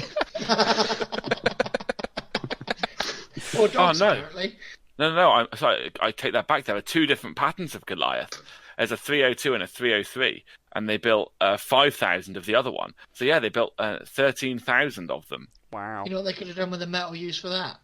Can you imagine the Probably battle of? built 2,000 more tanks. No, the Battle of Kursk. It should have just been the Soviet armored hordes versus Goliath. So if the first one was the 302 and the next one was the 303, does that mean the Peugeot 307 is a modern day Goliath? And is it secretly going to blow up? Like, am I going to like die next time I drive to work? No, Yes. but it might make you respect your car a bit more. If you It is a think- French-made car, so I'm surprised it turns on at all. Hey, I respect my car more than Luke respects his. Don't you drive a Citroen? I do. And trust me, when I wake up, I am amazed it's still alive. I think Dan's just waiting for it to disappear so he can claim the insurance. Yeah. Come on then, cheese for the Goliath. 1. 1. Yeah, 1. What? It's so useless. It's quite funny actually, in that rules wise it's very similar to like the bomb dog, but just 1 or 2 small changes puts it from a 5 down to a 1. And it's like functionally they should be exactly the same, but because of Warlord's writing, one is God mode and the other one's just atrocious. And it's really expensive. It's 70 points for a regular team. And that's for one And shot that only hits on a 5, that can only hit stationary vehicles and buildings. And it's just... Mate, and it's a useless. 3-man team, so you don't even get the small team bonus. Yeah. Oh. What do you think, Dan? Yeah, that sound sums it up. Just, ugh. It's a 1. I want it to What be is the cool. point? I want it to be amazing. To be Yeah. fair, I just want it to be deserves mildly better. usable. Yeah. Yeah. You know, if it hit buildings on a 4 or more rather than a 5 or more, it might just be useful. Like, it'd still be shit, but it would just be enough that you could go, yes, there's a use for that. You could go 70 points for like a 50% chance of just fucking up that whole building. But Yeah. Make it do the same sort of hit as the partisan bombs do. it already does 3d6 hits against a building. Yeah. Yeah, but don't they go off on like a 4? I don't know. No, I think they're not. I think they're not quite that good. I think it might be a 5. Oh, is it? Or just make the Goliath cheaper. Or just let it hit any stationary unit, so you can hit like infantry with it as well. Maybe like out in the open. I don't know. Just make the Goliath good. It's a 1 note shit. Yeah, it is. Yeah. Are we all saying 1? Yeah. Cool. I've got to do some tofu maths now. It's a 7. It's exactly the same as a Panzerschreck. I'm proud. The Goliath is on par with the Panzerschreck. That is good enough for me. It's not necessarily the worst one. Well, I think that given that it's fairly lackluster for the Panzerschreck team, let's go with what we talked about last week, which is the sniper team. I think if this is going to beat the flamethrower, it's going to be the only thing I think that we've got that can challenge it. Because, like, come on, we even had Dan talking out of his butt about how good it was last week. So the sniper is sort of the defining unit of the Soviets in Stalingrad and grinding the Germans to a halt. You could argue that the sniper is even more iconic than the T-34 and things like that. That actually there are statues to famous snipers. It's likely that if you know the names of anybody who's not a general in World War II, you know the name of a sniper. And they're not all Russian either. There's Simo Haya, the Finnish guy. And, but Chef, the snipers just aren't good enough. Yeah, I don't know. It's also like, it's not even just like Soviets, like the Japanese snipers. You got the British with the ghillie suits. Yeah, Like, they're just really cool. And you got that cool guy from Saving Private Ryan in the bell tower who's got the cool voice. You mean the one always saying prayers before he blows somebody's brains out? Dear God, save me from this hell. And then someone's brains just splattered over the back wall. But Dear God, you see that? You see that Nazi there? He needs to die. Thank you. But what sound effect does it do on Call of Duty? It's like a twang. Or more of a ding sound. It's like a ding because it catches the helmet. Ding. One of the guys I played at Cambridge last year, when he rolled his sniper, he went 360 no scope. Like, I would say that the sniper's cooler than the flamethrower because like snipers have had entire films based on them. Flamethrowers haven't. You don't have a film about the flamethrower, but you can have a film called The Sniper. Snipers are cool, man. There's quite a few films actually, isn't there? There's Loads. Enemy at the loads. Gates, American Sniper. I mean, that's 2. Come on, well, help me out. All loads of them. Yeah. Shooter is a sniper film. American Sniper, that recent one. It's not World War II based, but they are Isn't sniper Jarhead based. basically a sniper film as well? Yeah, but No, nothing it's more of a actually grunt happens film. in Yeah, them. but he has a sniper rifle. You know? He is a sniper, but he never gets deployed, Yeah, does he? Fair enough. Or, never gets to use it. Yeah. See, even a film about a sniper who never fires it is still a cool film. So just hashtag just saying. No, I won't go that far for Jarhead. It was pretty shit. Well, it's all right. Jarhead was crap. Yeah, well, all right. Point made. 5 out of 5 for a it's- sniper. Fuck you all. It's cool. Yeah, 5. Yeah, 5. Yeah, 5. I should have given it a 2 then, just to throw a spanner in the works. Because Historical. Sheffy didn't bring up the iconic image of a guy just plinking off dude after dude after dude after dude, and that really disappoints me. Well, no, Or I was even the image of like the target stood there and not noticing their mates are getting knocked out one by Yeah. one. I was just going to say that it's one of the weapons that you have to respect for the skill it takes to use it as well. You don't that's get true. to be a sniper by being crap.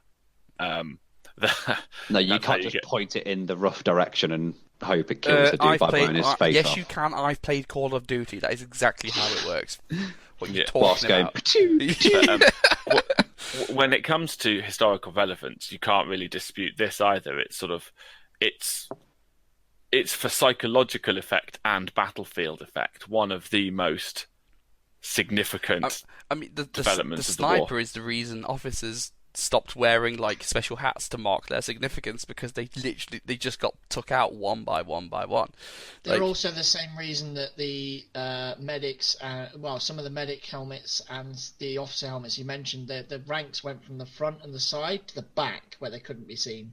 So their soldiers could see them, but the sniper couldn't. and just the ability for like one sniper to hold up an entire battalion from entering a town, just because they're so terrified of that one sniper shot bell like ringing out, and that's it. And an entire company can put their head down, and they're like, ah, shit. And the fact, like, in like when traveling through France, like the Americans would just spot a tall building and just go, well, there could be a sniper in there, so let's fuck the whole thing up and bring the church down. You know what I mean? Like that's a level of fear that I don't think any other weapon kind of could inspire, really. Yeah, it's a kind of, oh, there's a bell tower, shoot the Sherman at it, even the mild hint that there could be something there was enough for them to go, right, fuck this shit, let's do it. They're absolutely brilliant. 5 out of 5 again, isn't it? I'm only going to go with a 4 because they only really came into their own towards midpoint and latter end of the war. Yeah, but, fair point. It's still a strong score. Yeah, what Pete said. Jeffy? Nice. No, I think a 5. Because most of the stuff that happened early in the war was because of speed. There weren't too many defensive grinds, which is what the sniper was response to. Cheese? Well, Dan doesn't think that they're good enough. One useless heap of shit. To be fair, in the opposite, so you know how Dan said like he always puts the flamethrower as the first team choice in his list. Mine is always the sniper. I'd always put a sniper in over a flamethrower. Only because the sniper wins out against the flamethrower if it manages to get a shot off, as it does every other team in the game. Plink, plink, plink, one shot, and it'll take them all out.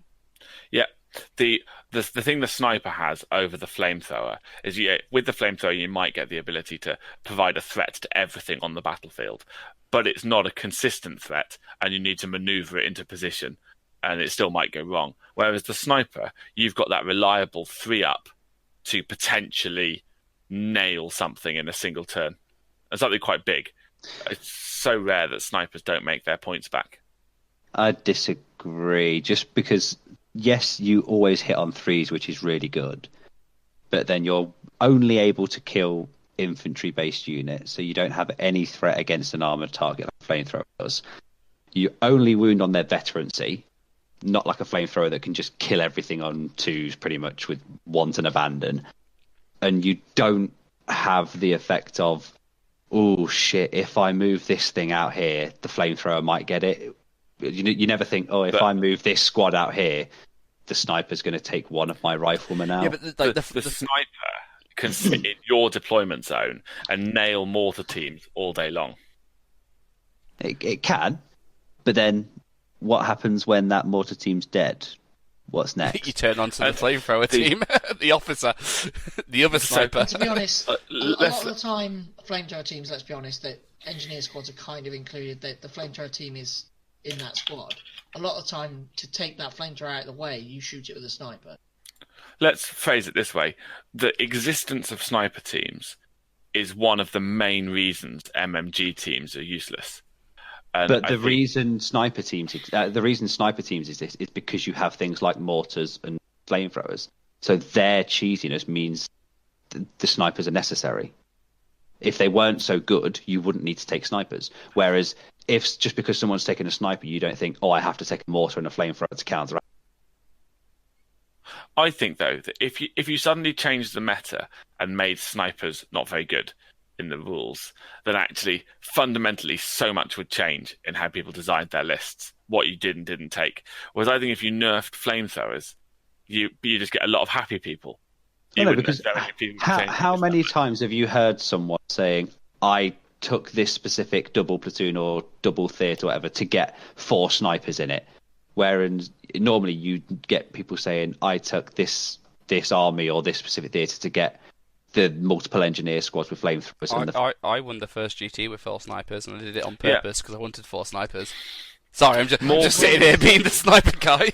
No, absolutely. I've heard more people saying about the snipers. Yeah. I think that multiple snipers is scarier than multiple flamethrowers. Personally. It depends, unless you're Japanese. The thing with flamethrowers is they'll kill one thing and they'll kill one thing really hard, but unless you're lucky, that's generally the one thing they'll do, because once they've done the thing, they either run out of ammo or the opponent goes, fuck me, it's a flamethrower, blah. Whereas a well-positioned sniper with some good luck on your side can dominate the entire game. But then you're saying it needs the good luck to do it. Well, no, with some good luck is what I mean. Everything needs a bit of good luck, but what I mean is if Yeah, but a well-played sniper could take out 3-4 units throughout a game. Yeah, but then if you're a player that has something taken out by a sniper and then doesn't react to try and kill it, you're a fucking idiot. Well, you know. You should react to take it out, shouldn't you? I mean, it's like a flamethrower. yeah. People react to flamethrowers because they know how dangerous they are. Yeah. I personally don't really react to snipers. If I'm close to it and I've got nothing better to shoot at, I'll shoot it. But I'm not scared of snipers. If someone's running 4 flamethrowers at me, I'm shitting my pants. I guess it comes down to game styles as well, really, and how you use them. I'm giving it a 5. I don't care. I love snipers. Snipers are brilliant. Yeah, no, I do as well. I think they're absolutely brilliant. 5. 3. All Pete's decider. I'm only going to go with a 4, you know. And that's purely because recently I've played without them and I've not really missed them. But I know how good they are, so... That comes down to a 4.25, so I'll round that down to a 4. So overall, that is 13.5. 13.5. Yeah. Don't worry, Dan, your flamethrowers won. Wow. No, that's... We haven't seen Pete's second choice yet. Come on. Yeah. So, talking about my second choice, are you ready for the most broken team in the game? So broken that everybody refuses to put it in their list. Yes, that's right. I am not talking about the Suicide Anti-Tank team from the Japanese. I'm talking about the Blacker Bombard Anti-Tank British. The what? The Blacker Bombard. Yeah, what's that? Who was he? Pete, you can't call them that, you know. You have to say African Bombard. Somewhere there is a porn star called Black Bombard. A bigger, blacker Bombard. No, this is the. Is this the weird thing that sort of doesn't look like a weapon? It's sort of like it looks like a big fat howitzer round on a stick. That's the one, isn't it? Yeah, it's basically a spigot mortar that fires direct. And there was 22,000 made. Fuck me, that's a lot. Yeah. They deployed them a lot to the Home Guard. They were going to be used defensively in Britain, weren't they? A lot of them. They do say that some may have been used in the Western Desert. Why would you make 22,000 of them and then not use them? Well, Because you just lost all your equipment to... When they were thinking that Hitler's coming over and oh shit, here he's got all of his stuff, you needed some sort of not kind of anti-tank and anti-infantry at the same time to protect the home islands because you didn't really have anything after the BAF got demolished on its way back. So you need to just get whatever you can get, really. Yeah, but once you've done that, once you've taken the fight back to them, why don't you take them with you? Were they that shit? Like, why wouldn't you take them with Normandy? Because you had American tanks by then. I guess that seems like a waste, really. By that time, all those bomb dogs escaped and just blew up everything. So you didn't need them. I mean, I do kind of like just the botchness of it all, though. Like, they basically was made by some bloke called Dave in his garage. Got a tube. I didn't make them. No, actually, it was made... You ready for this? It was made by Lieutenant Colonel Stuart Blacker. Pete, I told you can't use that word. Isn't there a huge version of it that they like packed multiple ones of them onto a giant thing? Like, is it called the Hedgehog or something? Am I inventing that? Isn't there like a patent pending, everyone? I would give it a 3 because it's okay, but it's not an ampulomet. So it fires actual ammo rather than Molotov cocktails. And wow, that's great. It's not as great as it could be. 3 out of 5. Yeah, I feel like, is it weird? Yeah, undoubtedly, but we're not playing which team is the weirdest. Which team is the weirdest? But we're playing... I think it's a 3. It's not that cool. It's sort of like the Home Guard aren't cool. Sorry, Luke. See, I'm giving it a 5 on looks alone. It looks really cool. Who do you think you are kidding, Mr. Hitler? Mr. Blacker. Did any of these show up in Dad's army? I can't say I've watched them all. I don't know. Probably not. See, if there was an episode with like Captain Managering firing one and it all going wrong, that'd be kind of funny. But I don't know if that exists. And Sheffy, just while we're here, you are right. The British Hedgehog, which deploys depth charges from their boats, looks like it uses exactly the same ammunition and fire mechanism. Wait, so this is like a depth charge launcher on land? No. It's the Hedgehog. It looks the same.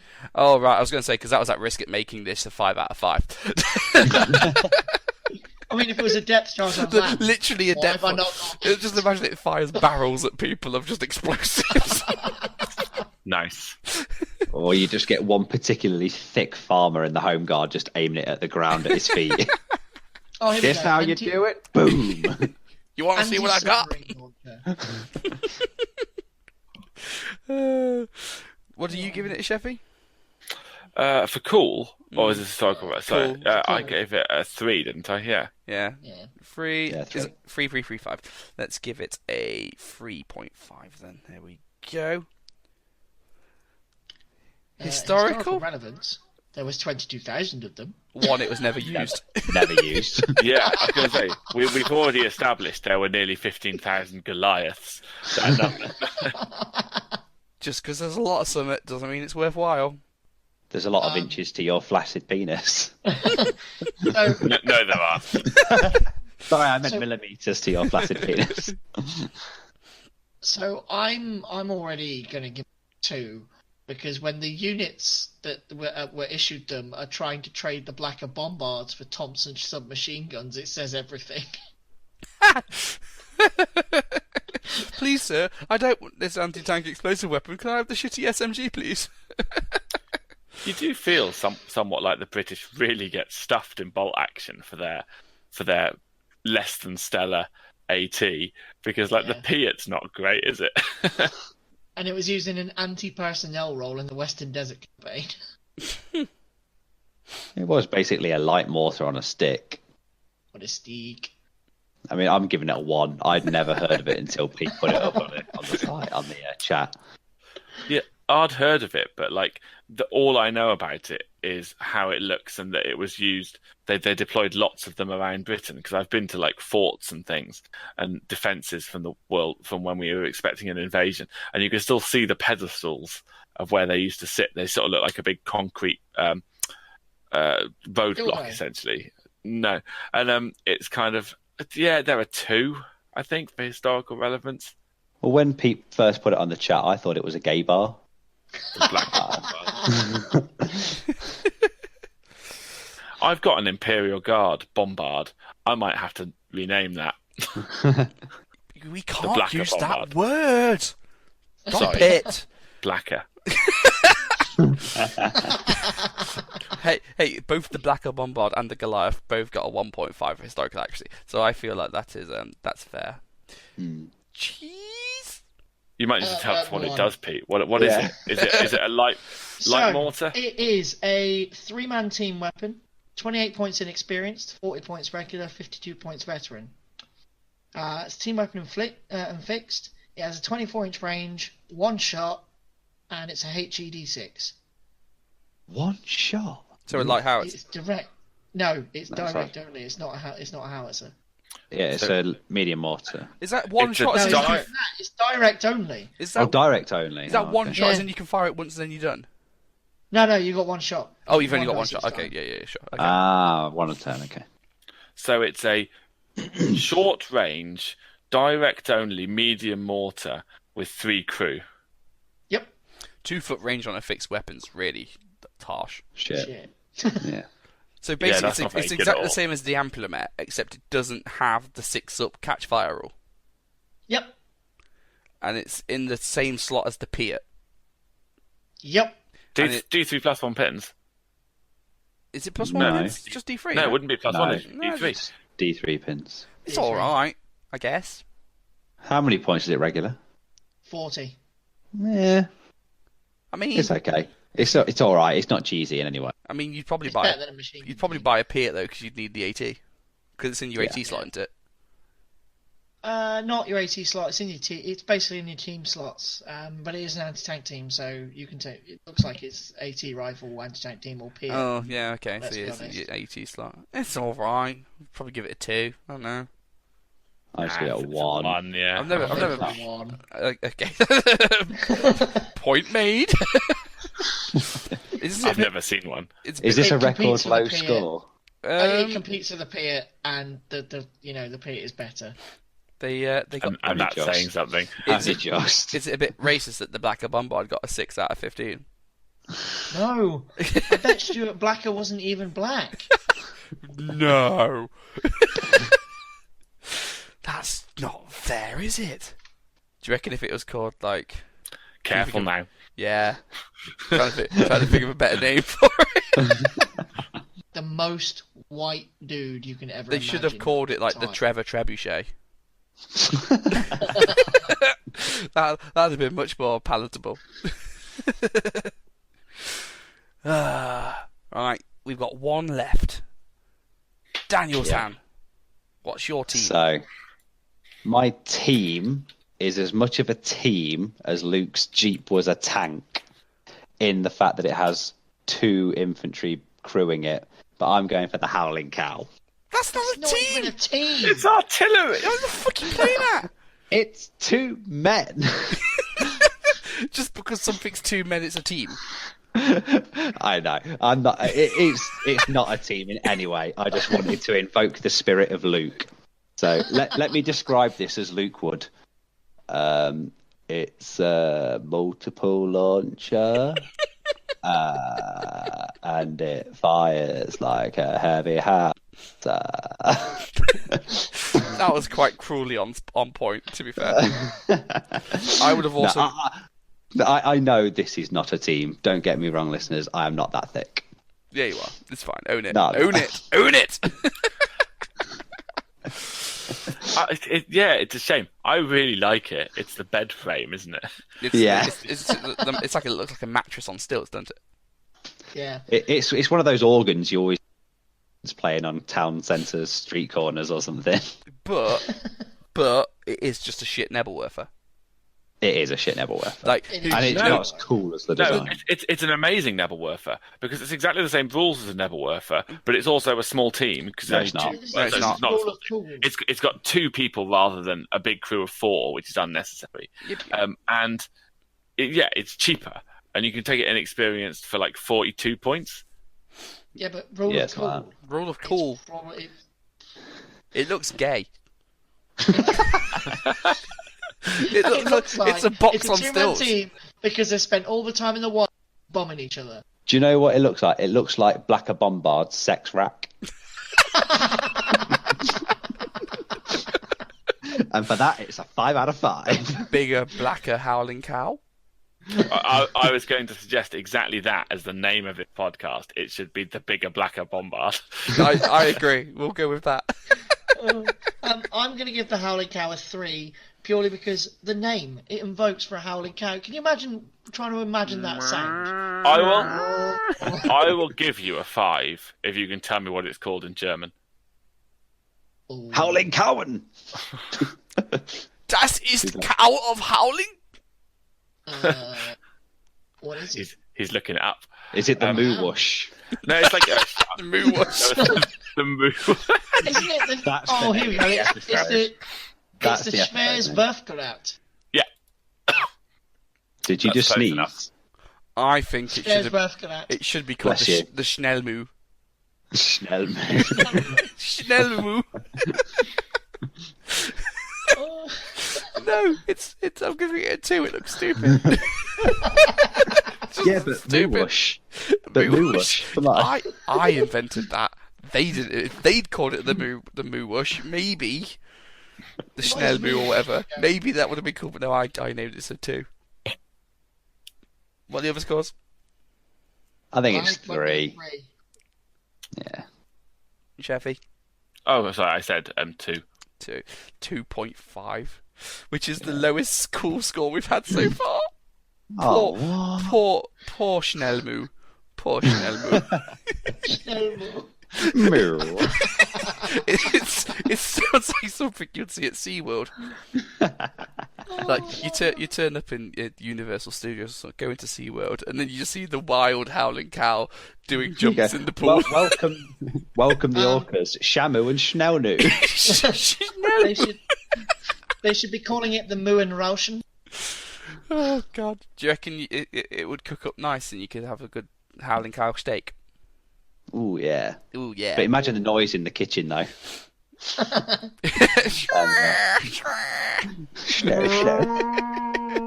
Right. Okay, so let's go on to historical relevance. It isn't the Nebelwerfer.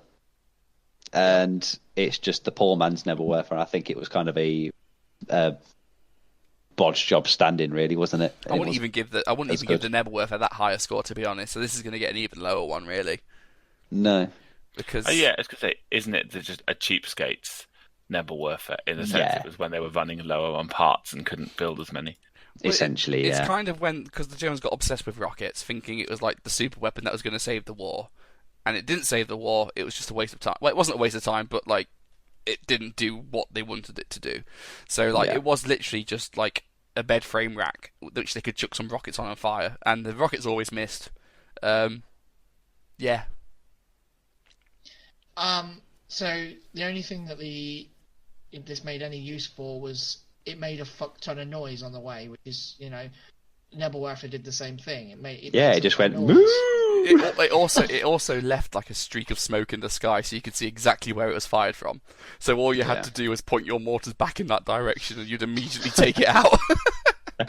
Yeah, and I mean, the noise might have been enough to spook some soldiers, but by the time they're being used, the widespread use, I reckon that Germany's on the back foot anyway.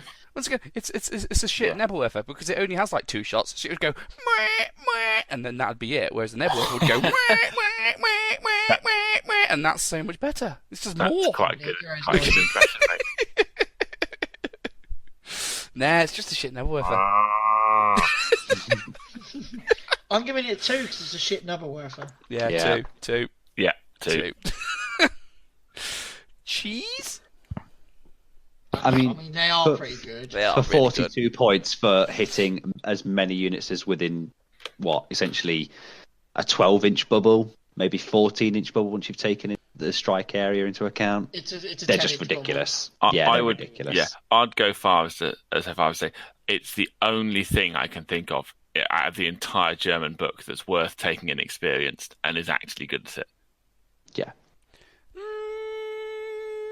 See, if you take it inexperienced, you kill one of them and the other guy fucks off and runs away because he's got a -2 to his save, to his run away, because he'll have a pin and he'll get the -1. Don't get me wrong. A Nebelwerfer would be like a 4.5 or 5 in terms of cheese because it's 52 points of point it in the general direction. Yeah. Do you remember that meme that Sheffy put on with is it Ray in the TIE fighter thing, shooting down like 6 things in one go, going, "This is my inexperienced Nebelwerfer." Yeah. Please don't get me started on why multi-launches are ridiculous. Yeah, Well, but that would be a 5 for the Nebelwerfer. The Howling would be a 4 because it's a 2-man team and it could be killed quite easily. But it still does untold destruction for 42 it's points. easier to neutralise. The thing is, this is a shit Nebelwerfer, and I'd still give this a 5, which tells you how good the Nebelwerfer is. Yeah. I think it's a 4. Yeah, I think 4. It's easy to get rid of, but if it gets a couple of shots in, it's fucking deadly. The thing is, you only need to get 1/6 and you've got all your points back. Oh yeah, definitely. So it's just even if it never hits, just the sheer terror it'll give your opponent because you go, oh shit, I best spread out as a fucking Nebelwerfer then. And then when you fire it and go, do you want to get anyone want to go down? And you just go, ugh. I'm actually going to revise. I'm going to give it a 3 because actually just having a quick flick through my Germany book, you can't take it until much later in the war. So in a lot of the theatre selectors, you're very limited by when you can take it in a way that you aren't with a Nebelwerfer. Well, that's more historical. But who not uses cheesy. German theatre selectors? Yeah, what are you talking about? Do raise a good point. That doesn't matter about how cheesy it is. Yeah, If you can't get it on the table easily, well, just take it whenever you want. Yeah. Like, Just say it's a Nebelwerfer. There's no German selector worth taking other than the reinforced platoon anyway, unless you're doing one out of the theatre book. So what are you talking about? Yeah. Pete? I'm giving it a 5. This thing's insane for I'll go 42 points.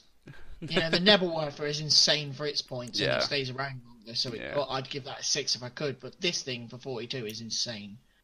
Yeah. Yeah. And last thing as well is these scores are all legitimate because it's a 2-man, so it's a team. So I win. Bullshit, mate. 2 men and a sex toy. 2 men and a bed of dildos. Right, I am getting the points together. Do you want to play some smooth jazz while I do the maths? No, we'll do some lift hold music. Do do do do do do do do do do do do do. Yeah. Oh. I mean, okay. Are we all ready? Go on. In 7th place, right at the bottom, it's the bigger, blacker Bombard. Wait. You said 7th place. There's 8 teams. Yeah, but there's a couple that have got the same points. Fine, it's in 8th. At bottom, whatever. Yeah. It's either way, mate. Pete, it's yours. It's the bigger, blacker Bombard. Yes, last! And then joint 6th, if that's the way you want to do it.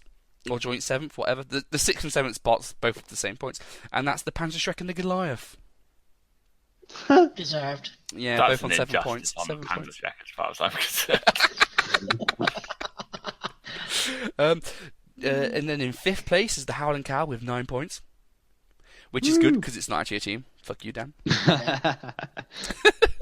In over it. 4th place, which is surprising, I thought it would be higher, would be the Bomb Dog with 10.5. Yeah, that's weird. I'd have thought that's higher, yeah. Oh well. We only rate it because it's broken in game though. Yeah. yeah, that's true. Killing dogs is not cool. Yeah. Yeah. The Mortar team gets bronze in 3rd place with 11.5. I think it's a solid score. Solid Yeah, feels performance. fair. Very solid. Solid. Heading at number 2, silver, 13.5 points for the Sniper team. Oof, that's pretty good as Very, well. very good. And then just taking out the top place by 14s, with only half a point in it, is number 1 with the Flamethrower. Yeah. And that And I think concludes that's- which team is the best. And I think that's bang on because, like Dan said, the first thing you look for to add to your list is Flamer, Sniper, Mortar. Yeah. Yeah. Yeah, that- what are you- yeah. Tina Teamer. Tina. It's almost like this was quite a fluke actually. I didn't think we'd actually put the Sniper Mortar Flamethrower in that kind of way, but yeah. And if you're a Soviet, Flamer, Sniper, Mortar, dog teams. Yeah. No, It literally makes sense. if you're a Soviet, it's Flamer, Sniper, Mortar, Dog Team, and that's your 1st platoon. And then with your other 900 points. And then you add Katyushas instead of Howling Cows. Yeah. Go down the list. There we go. Right, shall we So go it turns out the flamethrower's the best. do Better by half a point than all the rest. do better than a blacker Bombard. Do. But you leave him out of this. Well, Toph, you said we can't say that. Yeah. No, we need a bigger, blacker Schnellmoo. Yeah. Look, I looked up. While you're on about it, I looked up the German. It'd be a Muhrausch. A what? Yeah, but Moo Whoosh sounds better. That is Muwush in German. Oh, is it? I thought you were just looking at like cow launcher. No, it's Muwush in German. Aberdeen Angus Trebuchet. The Trevor Trebuchet. Can we call this episode Schnellmoo? Yes. A bigger, blacker Schnellmoo. A bigger blacker snowman. No, I think it's either got to be a bigger, blacker Bombard or just Schnellmoo in all caps. We'll see. Right, let's end this segment. Well, hey everybody, it's Herbert here, introducing your Mr. Blobby's Hobby Lobby. But don't tell your parents I'm here. I'm just gonna hide in your cupboard until they're gone. Well, Mr. Topher, Mr. Peter, Mr. Pedophile Sheffield, did you do your pledges? Peter. Shut up, fat man, will you? This is just deeply disturbing on quite a few levels. Now, come on, everybody. Let's get back on topic. Sheffy, are you wearing your special boy underwear? The ones with the hole in the back. The scary thing is, Dan could probably keep this up for days. I sure could. Dan actually puts on his other voice for the podcast. This is how he normally sounds. You're not supposed to tell everyone my secrets. You promised me. Oh, fuck's sake. You're sort of going weirdly all over the place. I went a bit Hey Mickey now, Mouse God there. damn it, you just switched your accent there. I'm not having that. Yeah, I went a bit Mickey Mouse. You went a little bit Michael Jackson. We're gonna do some Mr. Blobby, and I'll fucking kill you, So, how do we get on, boys? Yeah, I think I had a very easy pledge of paint a Dodge truck, which I've done. I've not put pictures up on the group because, it's just a fucking Dodge truck that's been sprayed green and a bit of canvas, so it's not very entertaining to look at. But did you read for a new army? I did. I'm going to do a Japanese army. I'm going to do... I've not quite decided what I want to do yet in terms of an army list, but I've already decided the theme of the display board, and they're going to be a whole force going through a river. So I'm going to try and incorporate that into the bases, like I've done for my Nurgle demons with the coloured resin. Oh, yeah. Yeah. So basically, you Should need be to quite start cool. collecting balsa and like lollipop sticks now. Essentially, yeah. It's a shame I'm not at my old job because now I've got to buy them like a chump. Or you could just wait till summer and start eating ice cream. I mean, You can buy them from the works really cheaply. Just Do you know what I could do? I could wait for all the children to have their popsicles. Then I get to watch them eat them and get a stick at the same time.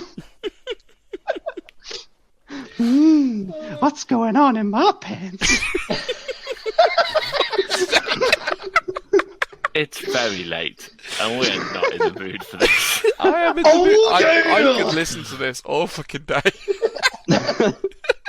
Well, for my Mr. Blobby's Hobby Lobby, I indeed painted more cavalry, and I indeed painted lots of infantry, and I posted pictures of it on the Facebook page, which was very well received. Thank you, everyone, for your very kind comments. You touched me in ways that the Juggernauts never will. did you paint your tank? Yeah.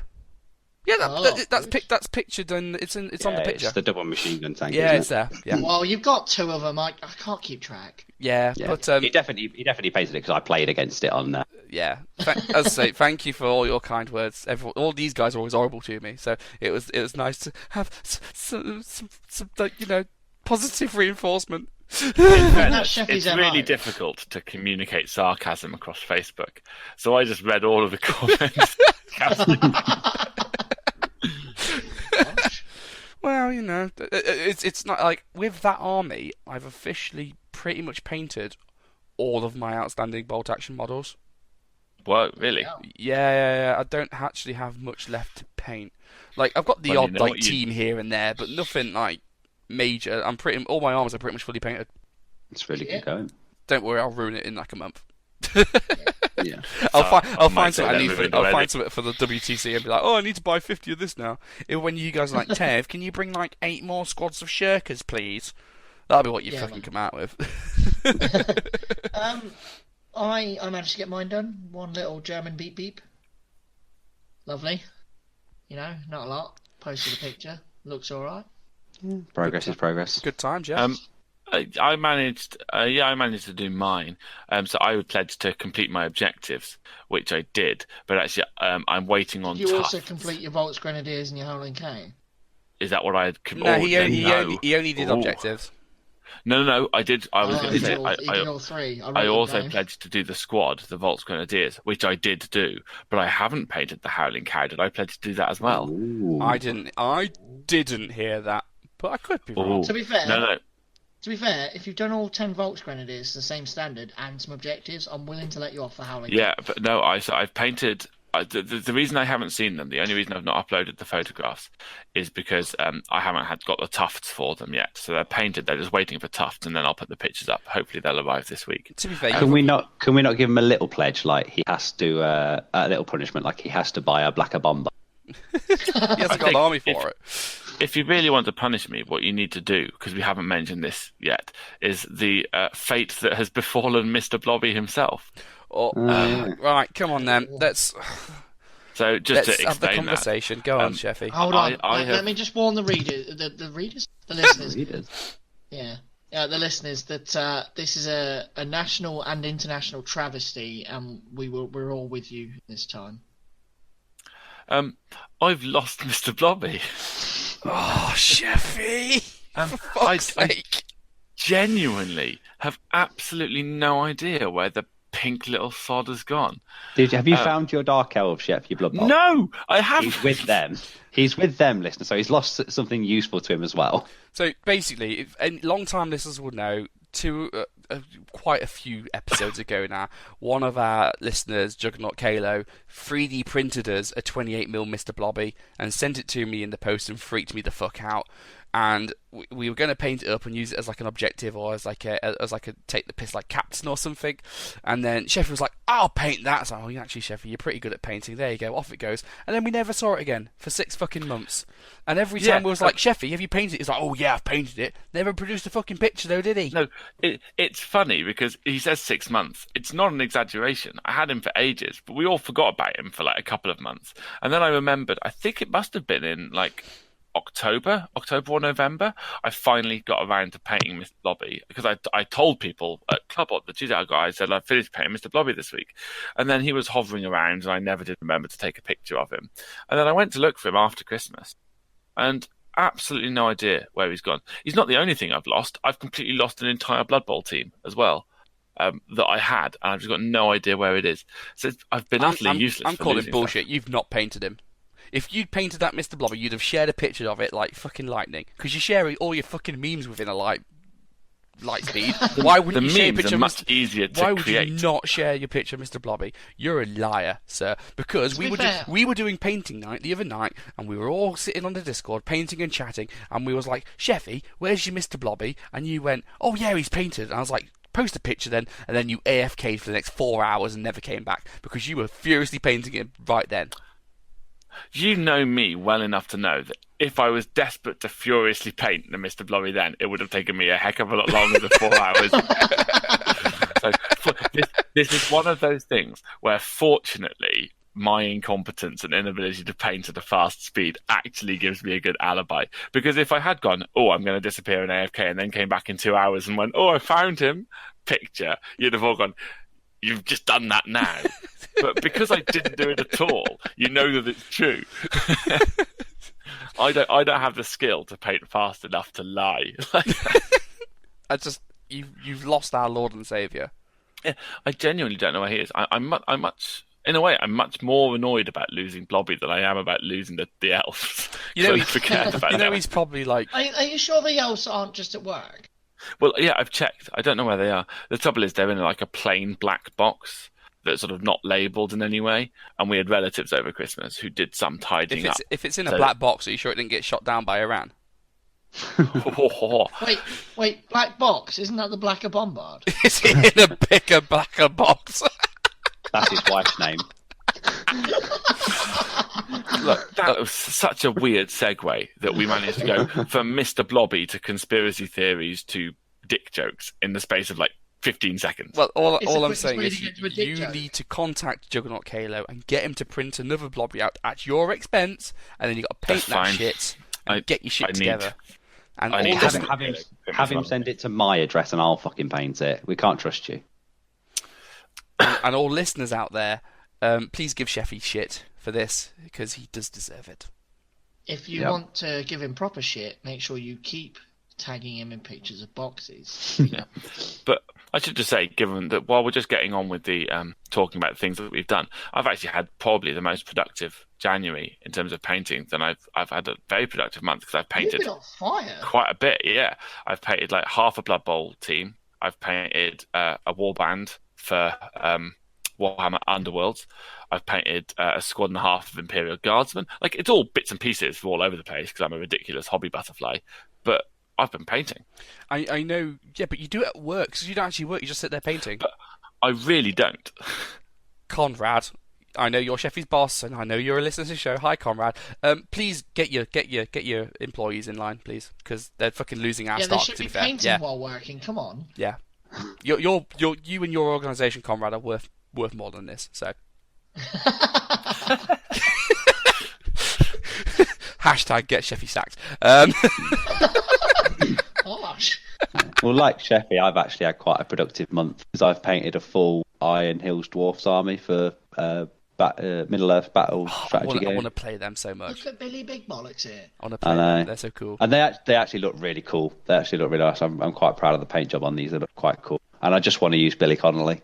They call him It's Mr. the only Pink. reason I've got him. Only reason I got the army is so I can paint Billy Connolly.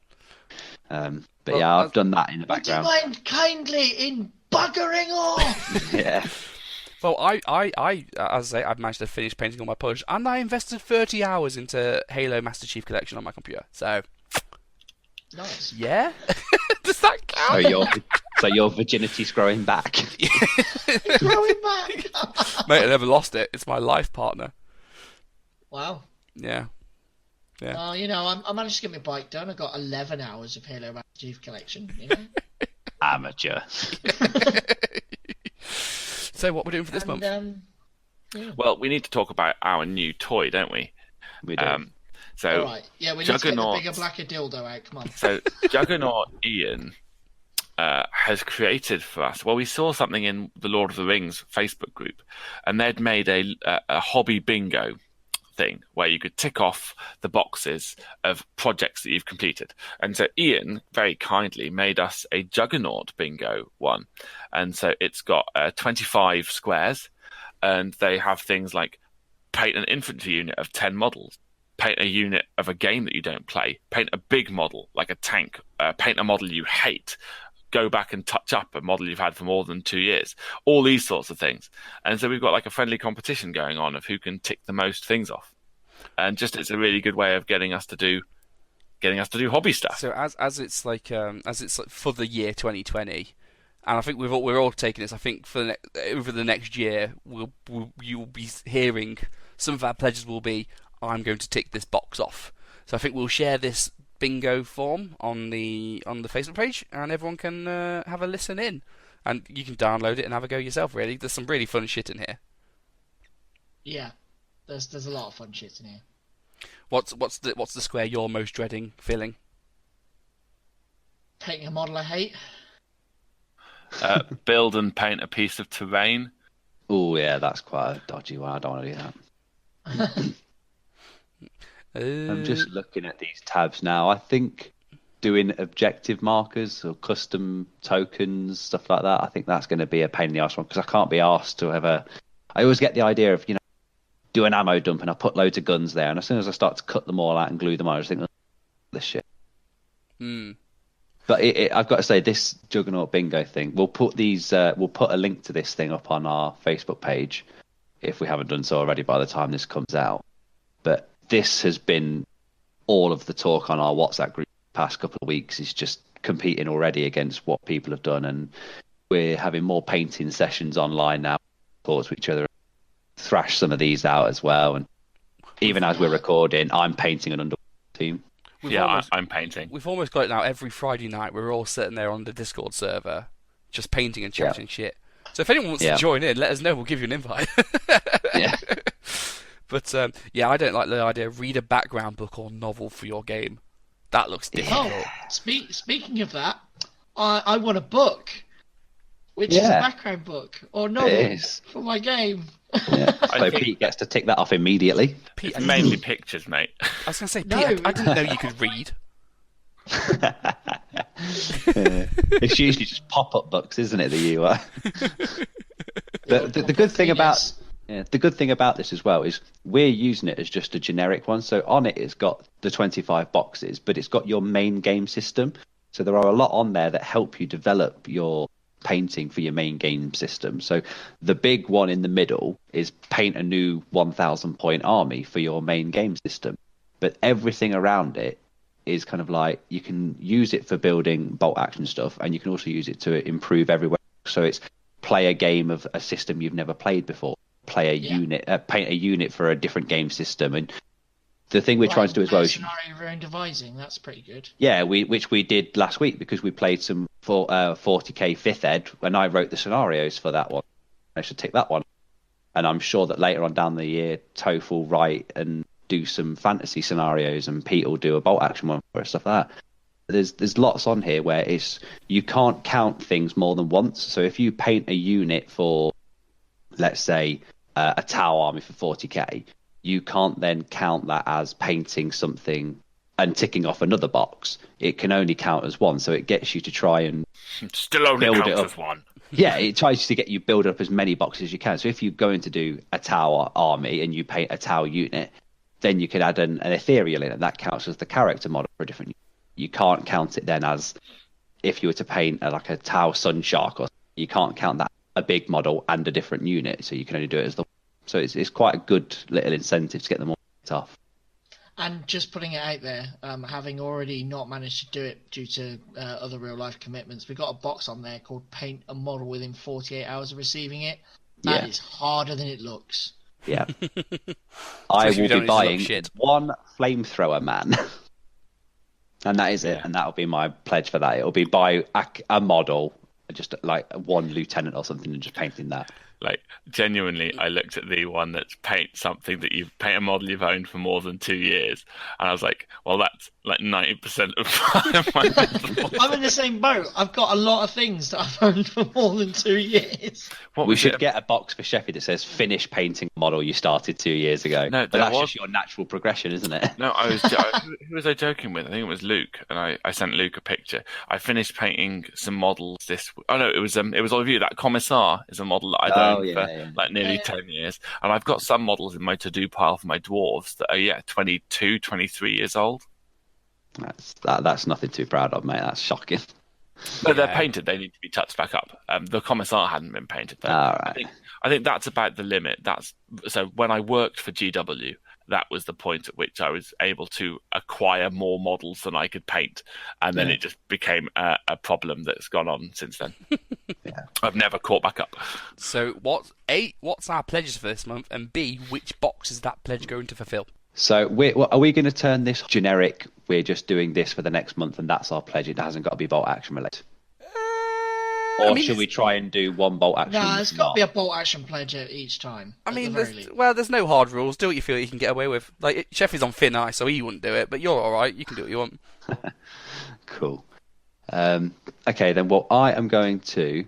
There's one of them on here, which is improve a model that you painted at least a year ago. I have got some tank crews that I need to paint up and add to one of my tanks. Pete won me the tank crews at the British Bolt Action League last year, and the model I want to add them to was purchased last year as well, so I'm going to add it to that. And then I'm also painting my underworld, count that as paint a unit for the games, and I'll do both of those this month. I'm going to go for the paint a model you hate, and I'm going to paint some Hannah mags. I'm going to paint my 2 mini mags, the 250s. Ooh. How do you hate those? I just really don't like painting bolt action vehicles. To be fair, yeah. But it's not the model you hate, it's the painting you hate, so that doesn't count.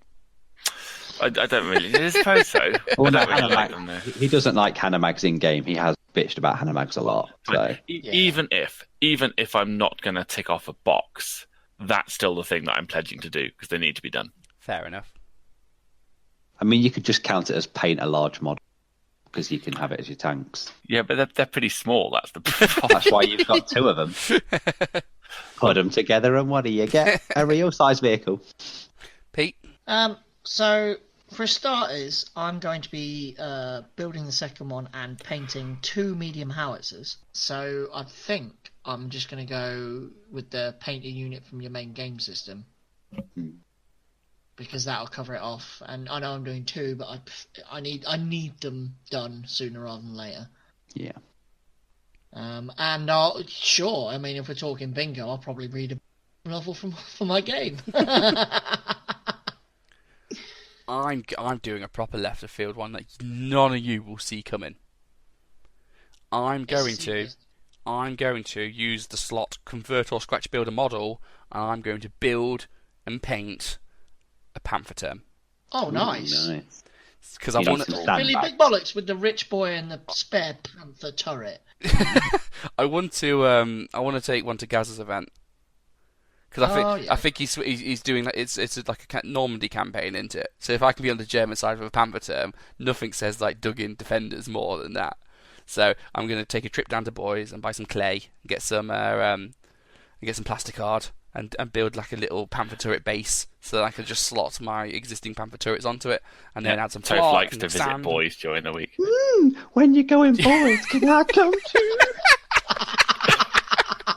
It's Boys. Giggity, giggity, giggity, giggity, giggity. Boyes. Boys. I don't care how you spell it, as long as they smell good. You've killed me. All right. Yeah, so I'm going to scratch build and try and paint a panther term, which I think that's cool. If nothing You've else, wanted to do it for a long time as well, well, haven't you? and then I think if I have to ring her at our finest hour, I think a panther term would be a cool unit to bring. Yeah. So Yeah. I've always joked about bringing one with 100 points off, so that's the best time to do it. And to be honest, we've already at least three of the four of us have already picked out one of these bingo squares already. I've definitely Enter got. a model or unit for a painting award. I've managed 3 of the boxes, I think, is where I currently am. I think I've done 2 at the minute, but I'm not sure if I'm counting the Belgian Rebelkreig Yeah. for entering into a painting or not. No, Because you I didn't- can't. Because I painted them before we started this bingo thing, so I think it's kind of a paint it and then enter it once you've done that. So Yeah, all right, yeah. Because I let's be honest, the only thing I'd actually painted myself out of my German army was the vehicles. I'll probably count my ogre team for bowl because Ian usually does a best painted for his Oh, yeah, that's true. little mini days. His little I forgot you had them.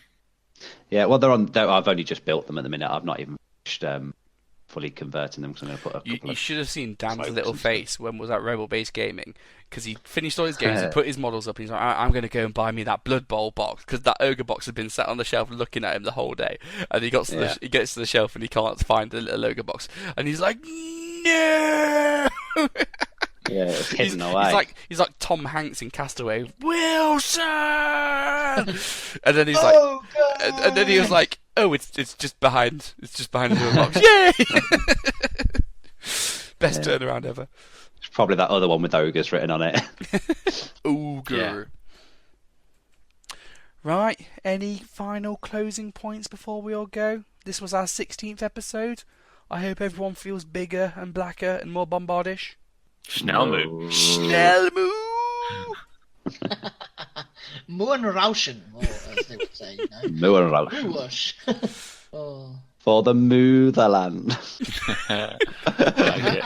And I'll tell you what, if you decide to take up the Juggernaut bingo, then post what you're doing. Let's see. You know? Yeah, because we want to create a big community for this, and we get a lot of you guys mailing in with like Facebook messages of showing us what you're doing, especially people like Akhtar and there's a couple of others that send us a lot of pictures. Yeah, But- that Asian but- guy. Actor is a. Oh, the Actor is a Asian, god that of Asian terrain. guy as well. Yeah, Akhtar. Yeah, just if you publish it to the Juggernaut page, even just post it to the main Bolt Action page, and then just tag us in it. It'll get us all looking at it as well. I want to get this going as well. I think it's quite cool.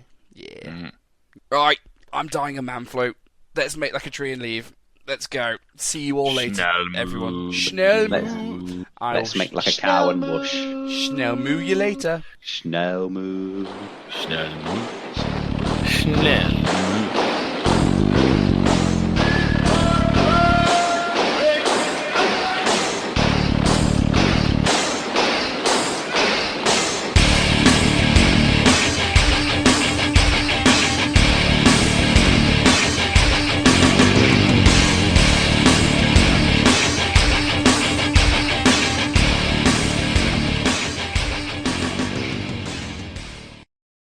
If your moo doesn't schnell, is it really a moo?